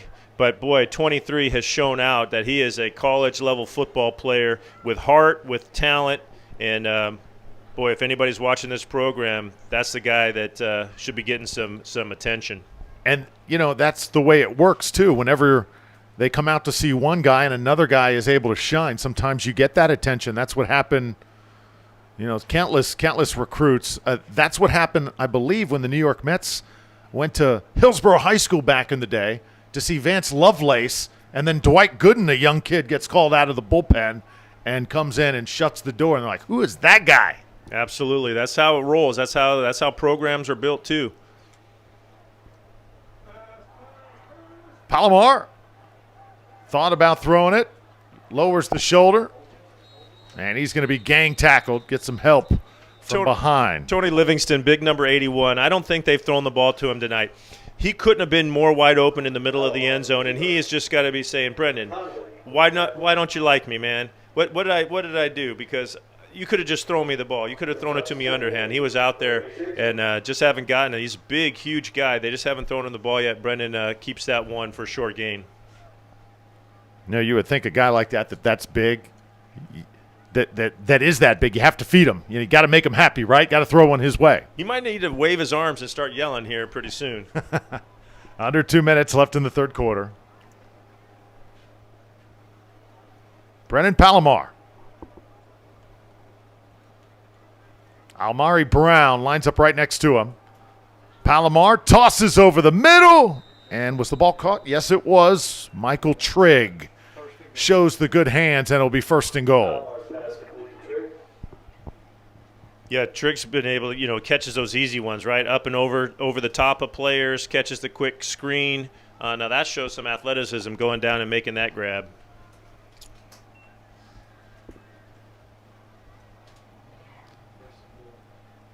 Another long drive here from Carrollwood Day set up by the running game. It's amazing, too, when you can run the football, how things just open up. Players open right now for Palomar, and he is getting into a groove for the Patriots. They got their Rhino package in.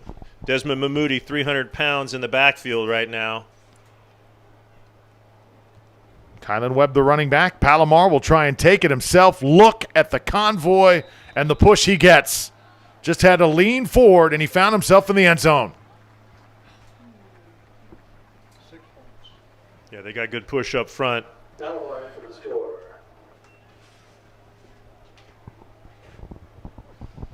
So Brendan Palomar with his first touchdown running here tonight. Clay Whedon and Jake Gunter over there on the left side doing a good job all night for the run game.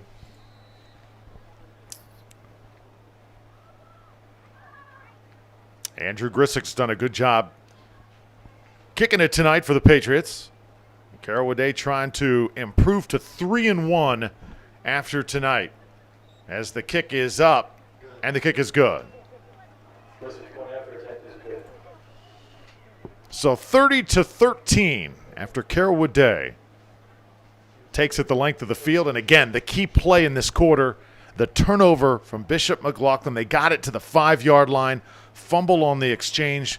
Patriots come up with it, and they return one the other way. Yeah, we were talking about the last drive. Bishop was about the 40-yard line, and they made the big play that kept that drive alive. I said, you know what, if they weren't able to do that, it probably would go badly. They get it all the way down to the 5, and you see how quickly it turned around.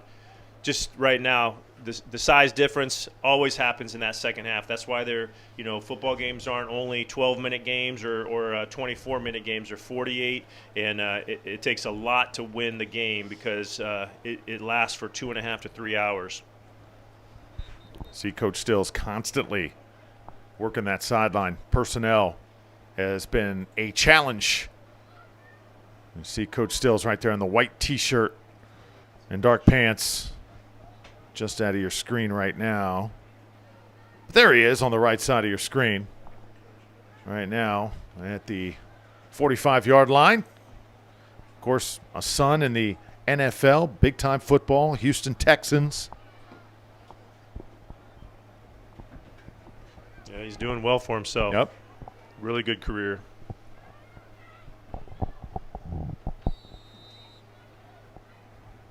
Andrew Grisick to kick it away for Carrollwood Day. Look at that 100% graduation rate and 100% college acceptance rate here at Bishop McLaughlin High School. So many great things going on. Take the football from inside the 10 and drag down. You got to cross the 20-yard line. So another nice play for Jackson. And Miller and company will come out here with 54 seconds left to play in quarter number 3. Conley and Jackson getting up slowly there. Conley looks like might have gotten the worst of it. I'll tell you what, that training staff, what a job they have done tonight for Bishop McLaughlin. They have been busy. If the training staff starts cramping up, Drew, they're going to call your name, and I don't want to do play-by-play. So well, let's. Hopefully that does not happen. And this is Dontravius Jackson down on the ground. Cramping has been the main issue, but we saw Florney and we saw Coleman carted out of here late in the second quarter. You look towards the weeks to come. You remember, it's a long season, so there may be a point where Coach Stills, realizes, okay, it may not be happening tonight, but let's just try and get out of here and figure out, hey, next week, the week after, we got a full season left to play. Drew, you say that. I don't know how many broadcasts we've been on together where I would say something like that. Sure. Get that quarterback out of there, live to play another day. The running back, whoever it might be, Jackson, I mean, he has just had so many impressive runs. And if it's not a serious injury and he could go back in, but you just say, hey, take some time off and you did a great job tonight and we'll come back next week. So as we say that, James Connolly takes off the shoulder pads. Hopefully those are going to go back on. I believe he's just making an adjustment in front of the bench there for Bishop McLaughlin. He looks to be okay, but it is Dontravius Jackson right now getting worked on by the staff. We saw heavy cramping in week number 1. That was on September 11th. And then last week at Seven Rivers Christian, minimal, not nearly as much, maybe a few players. But tonight, it seems like we're back to where we were in week 1. You see the crowd on hand? Just a great crowd, excited to be part of Hurricane football and the 3-0 start.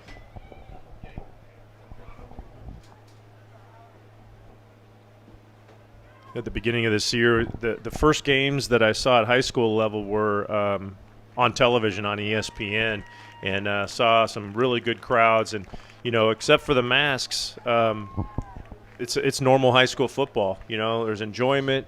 It's just what we want to see, and always we have this issue that we're looking at right now. We have it every year in Florida with the cramping and the extra things like that. But I mean, if people weren't wearing masks, it would just be an awesome Friday night in Tampa, in Spring Hill, Florida here.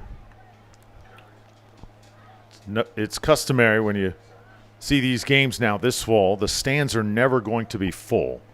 Always going to be big spaces in them, and that does not mean there's not a lot of people here. They're mostly scattered and standing along the fences.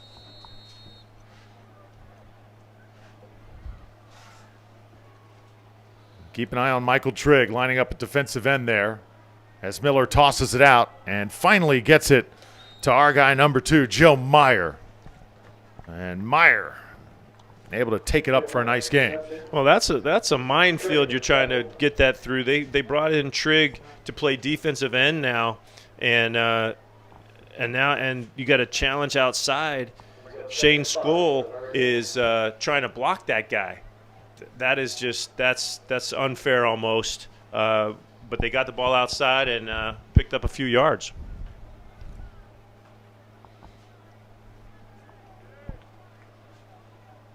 Second down and 5. Line of scrimmage, 27-yard line.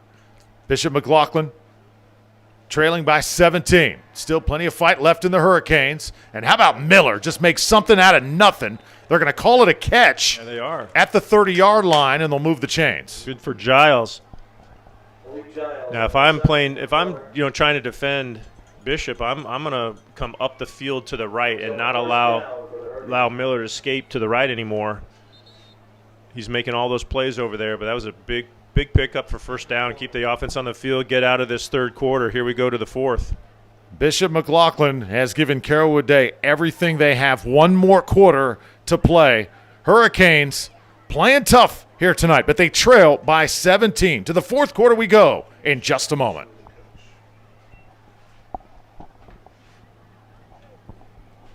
The Hurricanes would like to thank their sponsors, Beef O'Grady's, Glory Days, and Chabal Golf and Country Club.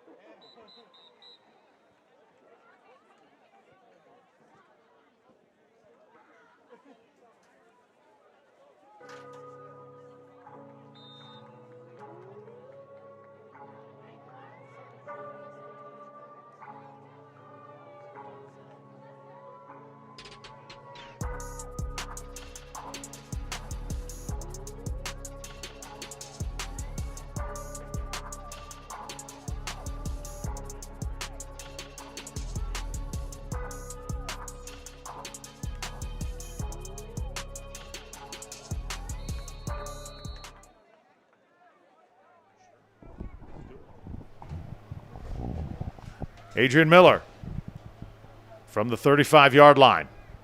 Pressure comes, gets out of trouble, weaving his way through the Patriots defense, and he'll be knocked out of bounds and picking up about 3 yards.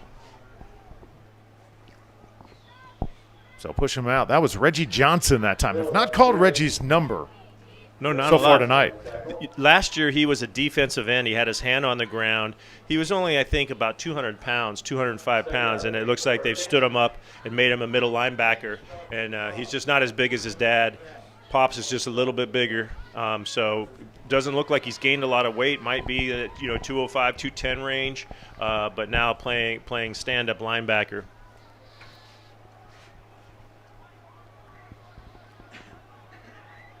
Second down, call it 8.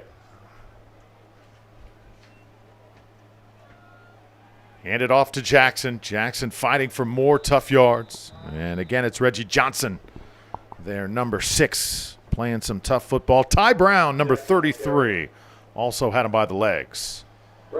Ty Brown was the best player on the defense last year. He always around the ball, making tackles, running full speed at all times. It was fun to watch. Haven't called his name a lot of times tonight, but he was very active last year in every single game. But right now, Bishop's going to have to open it up a little bit if they want to try to get back on the scoreboard. They may be trying to get the clock just to continue to roll and not take any more casualties. Third down, they need 6. They got one-on-one out here with the linebacker on Giles. I would take my shot, 4 versus 4. And let's see, are we going to have another delay of game here? Yes, we will. Wow. That hurts. Third and 11 now.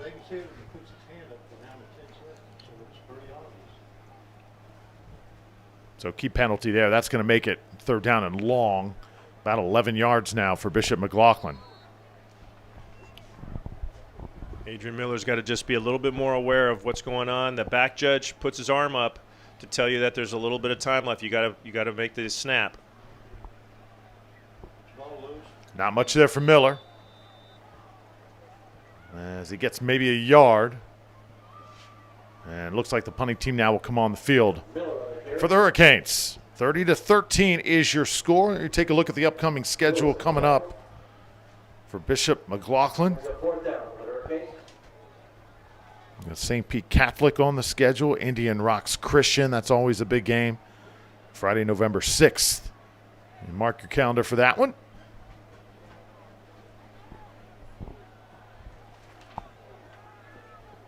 And TJ Walsh now to kick it away for the Hurricanes. Also, Andrew Baldwin now will come in, do some work on special teams. And back to receive it, Almari Brown for Carrollwood Day. They're going to get another delay of game penalty here.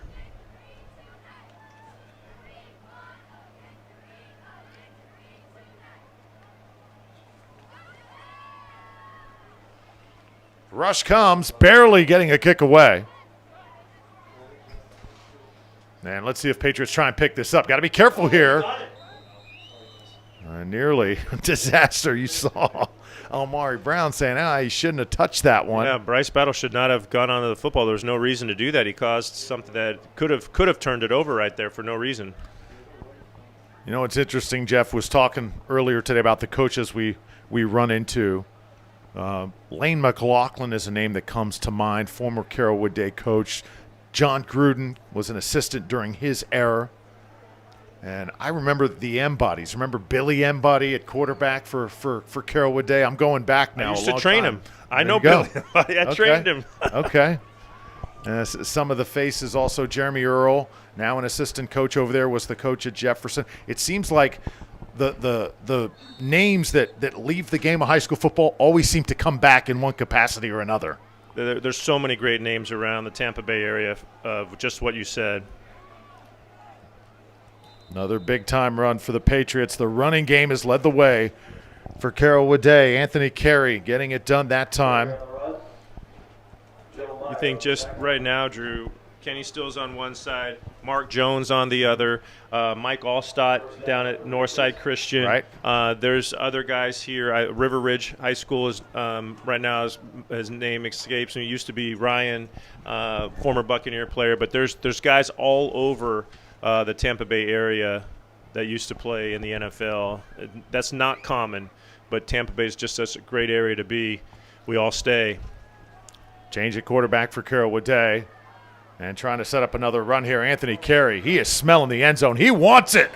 On his feet and in for the score.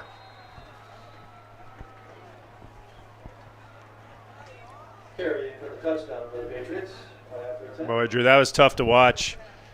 That reminded me of a movie where you got a kung fu guy that comes in and only takes on, he's taking on a whole team of guys, but only one at a time. He's able to knock each guy down, and boy, Carey really just stiff-armed one and stepped out of another tackle from the other, and they just couldn't gang tackle him and get him down. But those holes have been open in the second half. I thought that was going to be trouble for them stopping that run game as the end of that first half really showed the size differential up front, allowing those big holes. It is a numbers game right now, and in that department, Carrollwood Day is able to dominate. Grisick now on for the extra point. Snap is down, hold is down, and the kick is up and good. So 37-13. Bishop McLaughlin at the moment a little bit out of gas, as that 3-0 record likely going to fall to 3-1. But still, you're going to go back. Coach Stills is, after this game is over, so many positives to build off of. What you just said it. Kenny Stills is right out there calling his guys, cheering them on, keeping them going.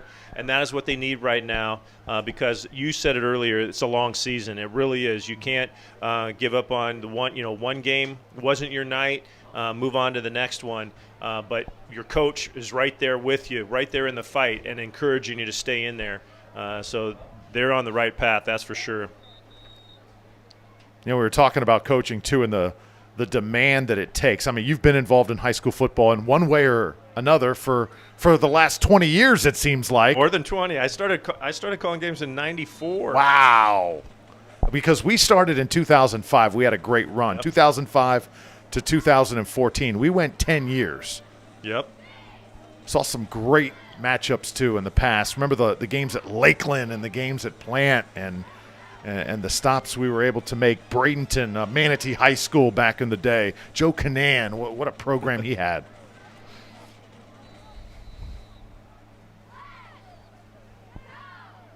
Robert Marv, remember, at Plant, of course. Yep, Plant Jefferson. Great quarterback. Those games were amazing. Steven Garcia.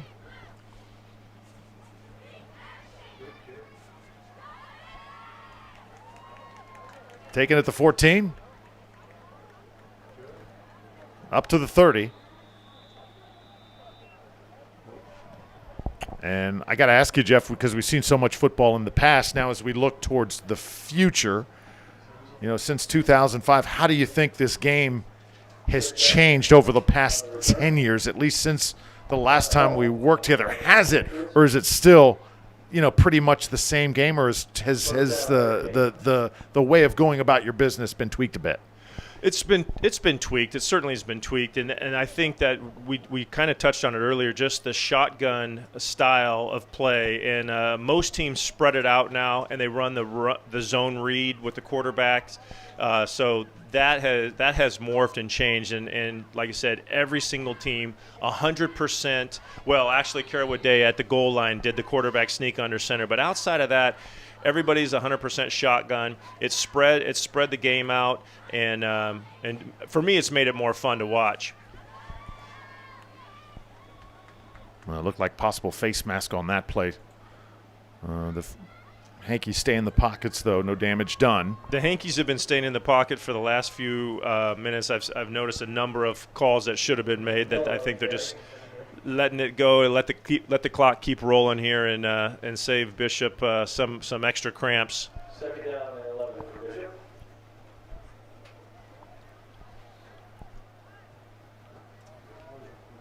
Second down for Bishop McLaughlin. Adrian Miller still in at quarterback. And we're going to have a false start here. That's big number 61, who may have flinched a little bit early that time, A.J. Aiello.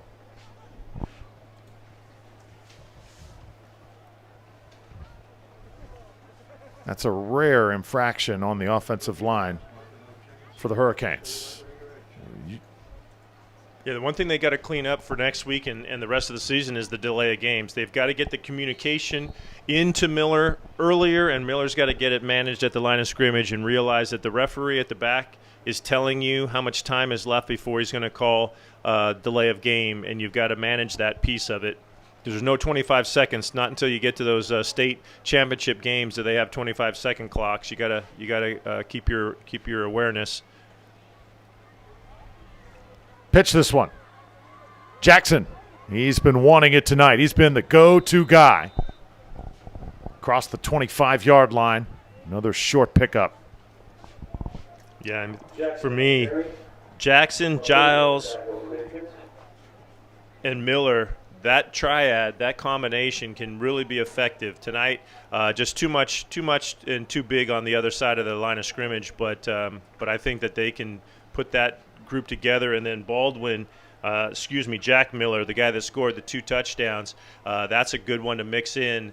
And those 4 guys can really become formidable. Yeah, you take a look at the 2 fronts, the defensive line for Carrollwood Day, the D-line, and then the offensive line for Bishop McLaughlin. It is really incredible, the mismatch in size.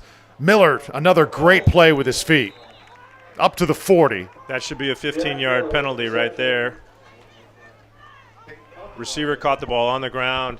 You're not allowed to hit. In high school and college, you're not allowed to hit the guy after he catches the ball on the ground. He's dead. And so when you hit somebody hard like that, that should have been a 15-yard penalty. First down, Hurricane. Well, Jack Miller's impressive, isn't he? Absolutely. That's what I'm saying.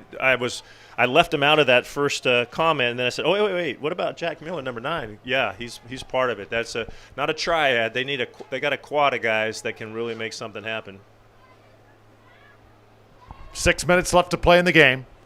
Miller, again an open man, gets it to him, and he'll do a good job staying in bounds and getting the first down.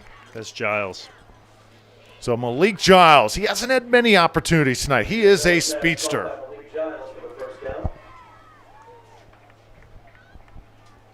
When they clean it up and Miller throws on rhythm from the pocket, they're really going to be good. Right now, he's making a lot of broken plays into something else, but I think he can make a lot of plays from the pocket and make things happen that way as well, by design, not just on broken plays.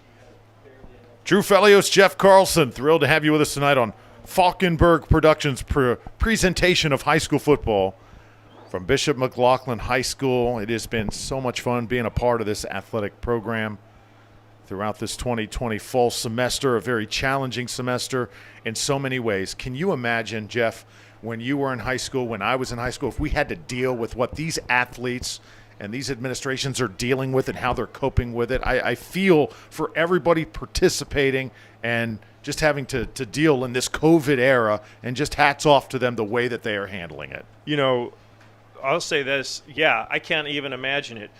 But I couldn't imagine it even beforehand because of the social media pressures that are out there. You know, everybody knows and can talk about it. Back in my time, it came out in the newspaper, and that was it, you know, and it was a one and done and you're gone.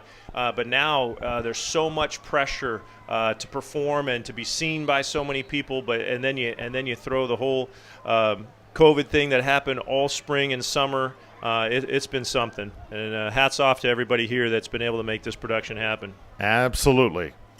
Miller gets it to Jackson one more time. Credit to number 23. A new number tonight, but same old talent. And he just does not stop.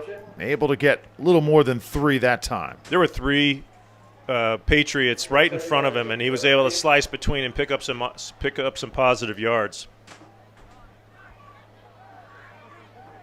Spread things out now.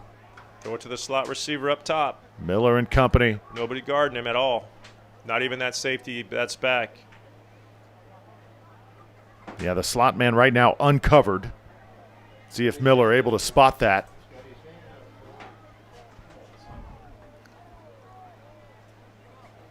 Miller looks the other way. Over the middle, it's intercepted. Dylan Vargo comes up with it. And he'll try and get a return, and he's out of bounds right there. So another turnover forced by the Carrollwood Day defense. Good drive for Bishop McLaughlin. Again, just a fatal play that time to kill it. Yeah, we talked about the guy was open at the line of scrimmage and missed it, so they threw high. I don't know if you remember the play, Tom Brady, the first game of the season, overthrew Mike Evans, and there was a lot of controversy about that. That was a similar play. Look for the guy, overthrows it, goes right to the safety. It goes to Dylan Vargo, who is a kid that not very big, but he plays with a ton of passion. And I don't know if we caught some of that on the screen there, but they almost hurt each other running off the field and celebrating. Other games we're keeping an eye on tonight. Berkeley and Tampa Catholic going at it right now. It's 19-14, and that game has just concluded. And the Berkeley Buccaneers get a big win. That is a big win. Rivalry game over here. Carrollwood Day and Bishop McLaughlin right now. It's the Patriots in the driver's seat. Fake it one way. Greg Smith is the backup quarterback, taking the snaps right now, and he has got some ability. They're really excited about this young man. He nearly took off that time. He's pushed out of bounds at about the 45. Just a freshman, but look at his size. Lanky guy. You remember a guy that looked like that, number 12 for the Philadelphia Eagles for a number of years? Randall Cunningham. Very similar. Similar build, similar movement. You know, that's a guy that was playing when these players weren't even born. Yeah.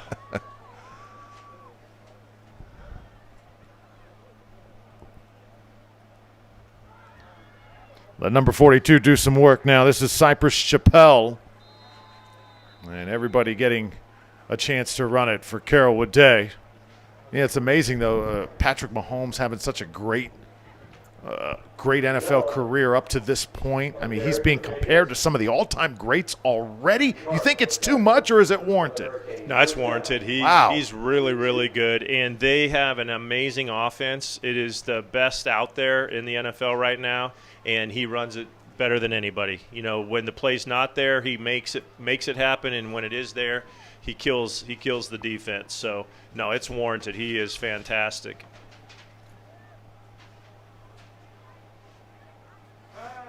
This is a backwards pass. It'll be caught.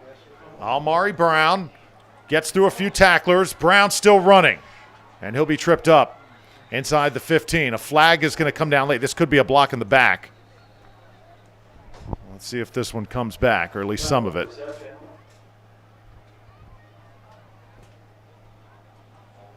Man, it will be a block in the back. But, Jeff, you know, it's funny. After week one, I turn on Bay News 9. I saw you on there, the Spectrum Sports 360, calling for Gronk to get more touches for Tampa Bay. And I think that Bruce Arians has listened to you.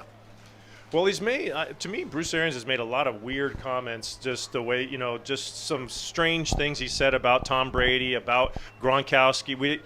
We don't throw the ball to tight ends. You know, we got receivers for that.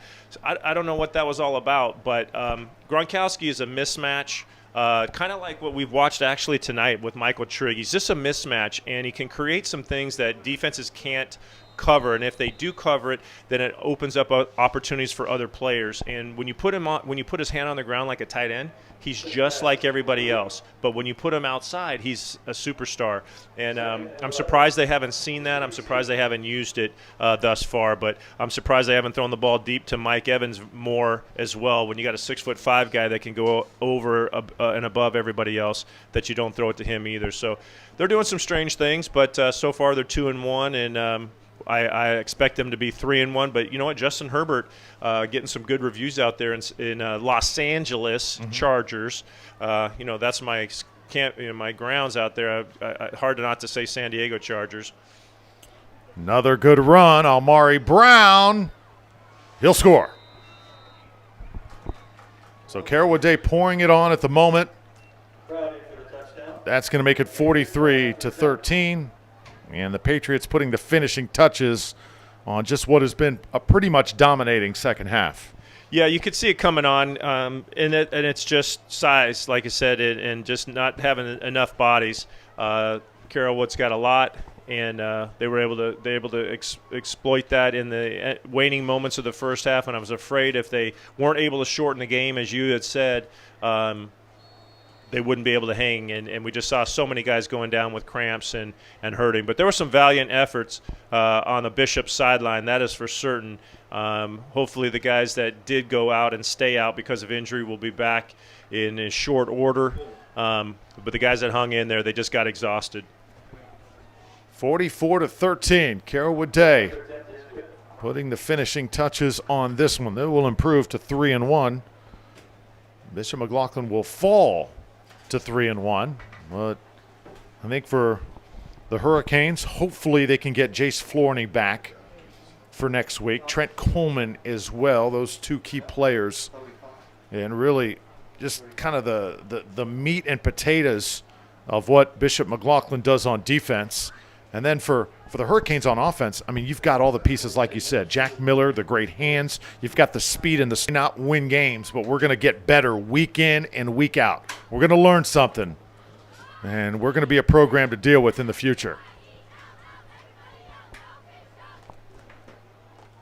3 minutes, 10 seconds left to go.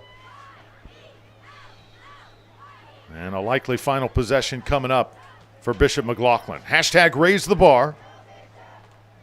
Hit up the athletic director, Rex, athletic director at bmchs.com.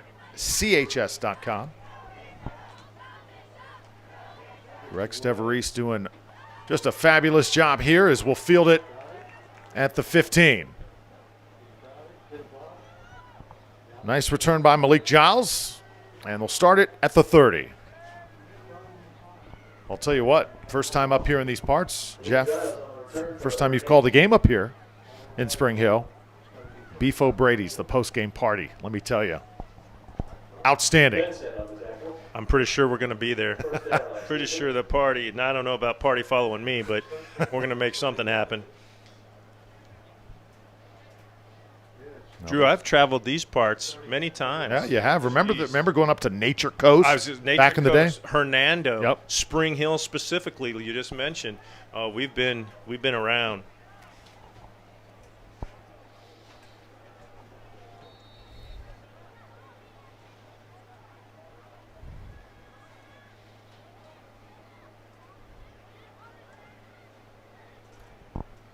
Clock running. Coming up on 2 minutes.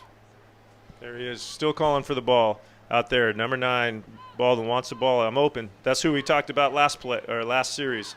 Jack Miller's got some wheels as well. And eventually, defense will catch up to him and push him back as we're under 2 minutes left to play in the game. Yeah, Jack Miller's had a game. 2 touchdowns, and he's aware. Throw me the ball. I'm open. Only a sophomore. Got some really, really nice years ahead of him. He's just going to keep getting better and better.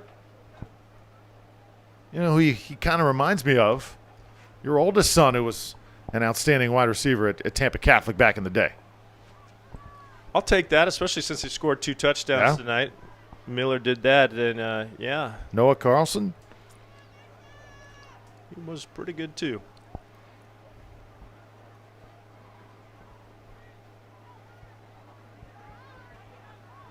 Not much there on the run game. And number 17 will have his name called, Bryce Drablos. Like the name with the stop. Yeah, Bryce last year, I was trying to get us to throw him the ball as a wide receiver. He was our biggest threat, biggest player, biggest threat. Now he's playing some defense right now. 3rd down and 5, Bishop. Inside of the final minute here in this 4th game of the season. Carrollwood Day in command, but Bishop McLaughlin gave them everything they wanted and more in that first half. Miller will try to take off, and he'll be taken down from behind. Carrollwood Day doing a good job containing him in the second half, and that's Cyrus Chappelle on the tackle. You know, it's late in this game, as you mentioned. I mean, it's the waning seconds. Jack Miller from that slot tried to score a touchdown on that play. He ran so hard, was looking for that ball, but Miller got moved from the pocket. But, man, what effort on the very last play of the game from Jack Miller, number 9. Impressive. Final seconds at Bishop McLaughlin. 44-13 will be the final score. Carrollwood Day will take home the victory tonight. But I think well played on both sides. Bishop McLaughlin went on that 13-0 run in the first half. The crowd appreciates it, even though they come up short on the scoreboard. In many ways, Jeff, this was a win tonight. They gave a vaunted juggernaut program everything they could handle and more. Yes, absolutely. I should be very proud of themselves, and you're right. The crowd's giving it back to them as they are supported. But, yeah, Carrollwood Day comes in with a lot of guys that have stars next to their names, 2, 3, 4 stars. But these guys gave them all they could handle. The Hurricanes family getting together there, saluting their crowd, and a thank you to everybody for coming tonight as well as watching on our broadcast as well. Jeff, it has been fun, and hopefully we can do this many more times again. It would be great. Thanks for having me. Okay. Falkenberg Productions is producing this awesome broadcast of high school football. Great job tonight by Jonathan and Lindsay, our production staff. For Jeff Carlson, I'm Drew Fellio. So long from Bishop McLaughlin High School. 44-13 is your final score. Have a terrific weekend.